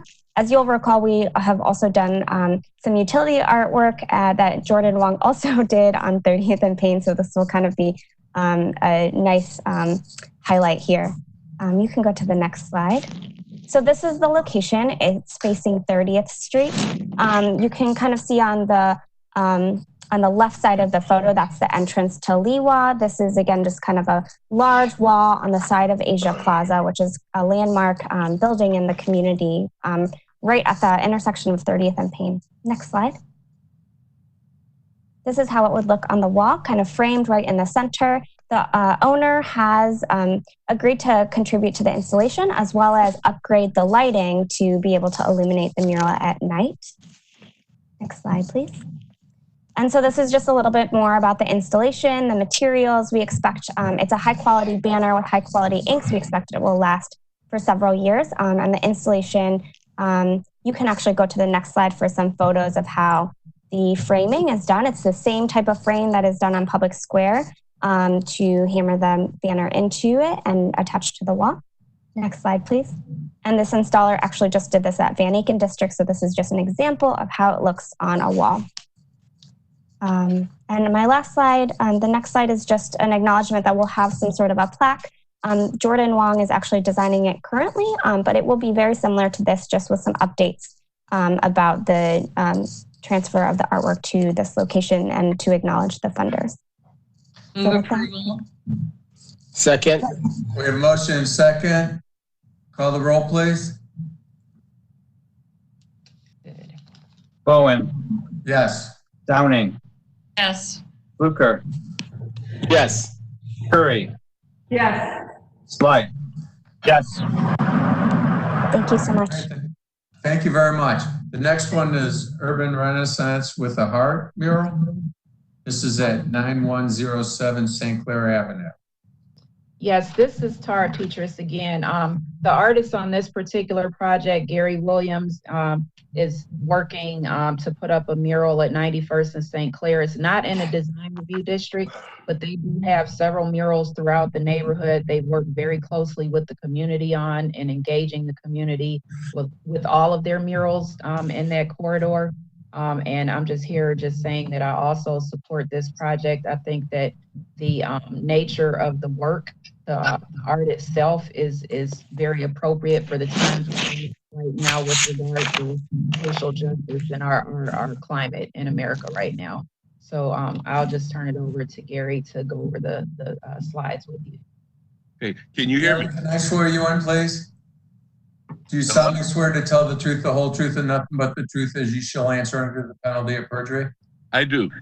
Thank you. Go ahead, please. Okay, this mural is located on the west-facing wall of a mixed-use building. It's the bottom floor is for the business. The top floors are apartment buildings. If you take a look at the picture that's on your screen right now, there it is. So that's the wall. If you go to the next, please. And that's the wall facing, you're facing east, the wall's facing west. And the next, it's approximately 30 feet high and 60 feet wide. Next. And this is the design that we've made. We made this as part of a community engagement process that we didn't frankly get a chance to finish because of the virus, the pandemic. But we got together with Cleveland police officers and the Boys and Girls Club of Glenville to figure out what the theme of the mural would be. And it was vote. Very cool. It's amazing, Gary. Congratulations. That's awesome. Yeah. Will it be painted or will it be vinyl? I'm sorry, I didn't hear. Will it be vinyl? It'll be vinyl printed? No, what we'll do is we'll paint the wall black and the image of the little boy will be done on Pellin with high quality acrylic paint. Yeah. Should last upwards 15, 20 years. And the images on the side will be done on Pellin, much like they do in Philadelphia, the Philadelphia Mural Project. Cool. I gotta say, this is great. We start off with a moment of silence and we end with a voice. Yes. I move to approve. I second. We have a motion and second. Michael, call the roll, please. Bowen. Yes. Downing. Yes. Fluker. Yes. Curry. Yes. Slight. Yes. Before anyone leaves, the two things on the agenda that we took off the table. So it's page 2 and page 3. They were lot splits. Since we didn't hear them, can I have them put back on the table? Do you want them one at a time or separately? Just put them together. It's all Okay. right. Motion to table the 2 items from earlier on the agenda. Second. Motion second, and call the roll, please.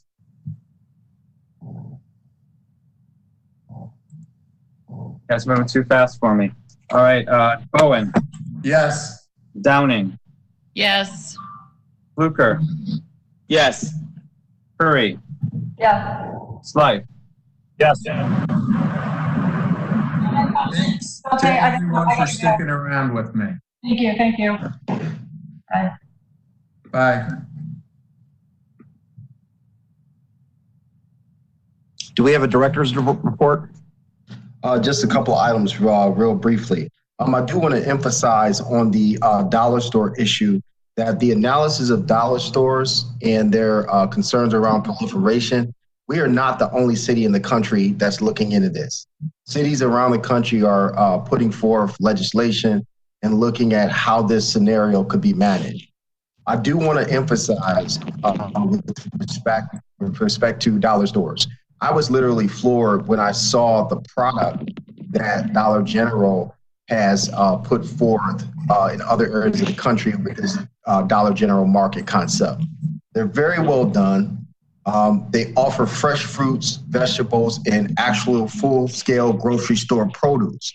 Now, what bothers me about it is that that has never been proposed here, and that's been a need for decades. That's been a need for over 10 years here in our community. So we see this as an opportunity to work with some of these organizations to step up their quality. Low income does not mean poor products. And I think for us, this is very important for us to make sure that we're delivering on quality of life. We always get into the argument of, design and all of those pieces, but there is also the socioeconomic component that we address through legislation and through planning and development. So understanding that what we do is not one dimensional, it's very dynamic. And our regulations, our rules, and what we put forth in our laws is going to equate to someone's quality of life. So I appreciate Mr. Slife for highlighting Chapter 76, because that's something that we all need to make sure that we remember when we think about our duties. I also respect Mr. Coyne, but Dollar General is one of those who we can potentially work with in the future to get a better product because they have a better product offering. So I just want to emphasize that because this is something that's going to be ongoing with respect to back and forth. And we want to make sure that we keep the commission engaged in that dialogue. Hey, Freddie. Yes. Diane. Yes. I would just say to you that we need to hold November 1st as the tight deadline here. Oh, absolutely. No question. Whatever your timeline is to do the study and the review and engaging people, it needs to look to November 1st as a final date, because I feel that that's fair to both sides.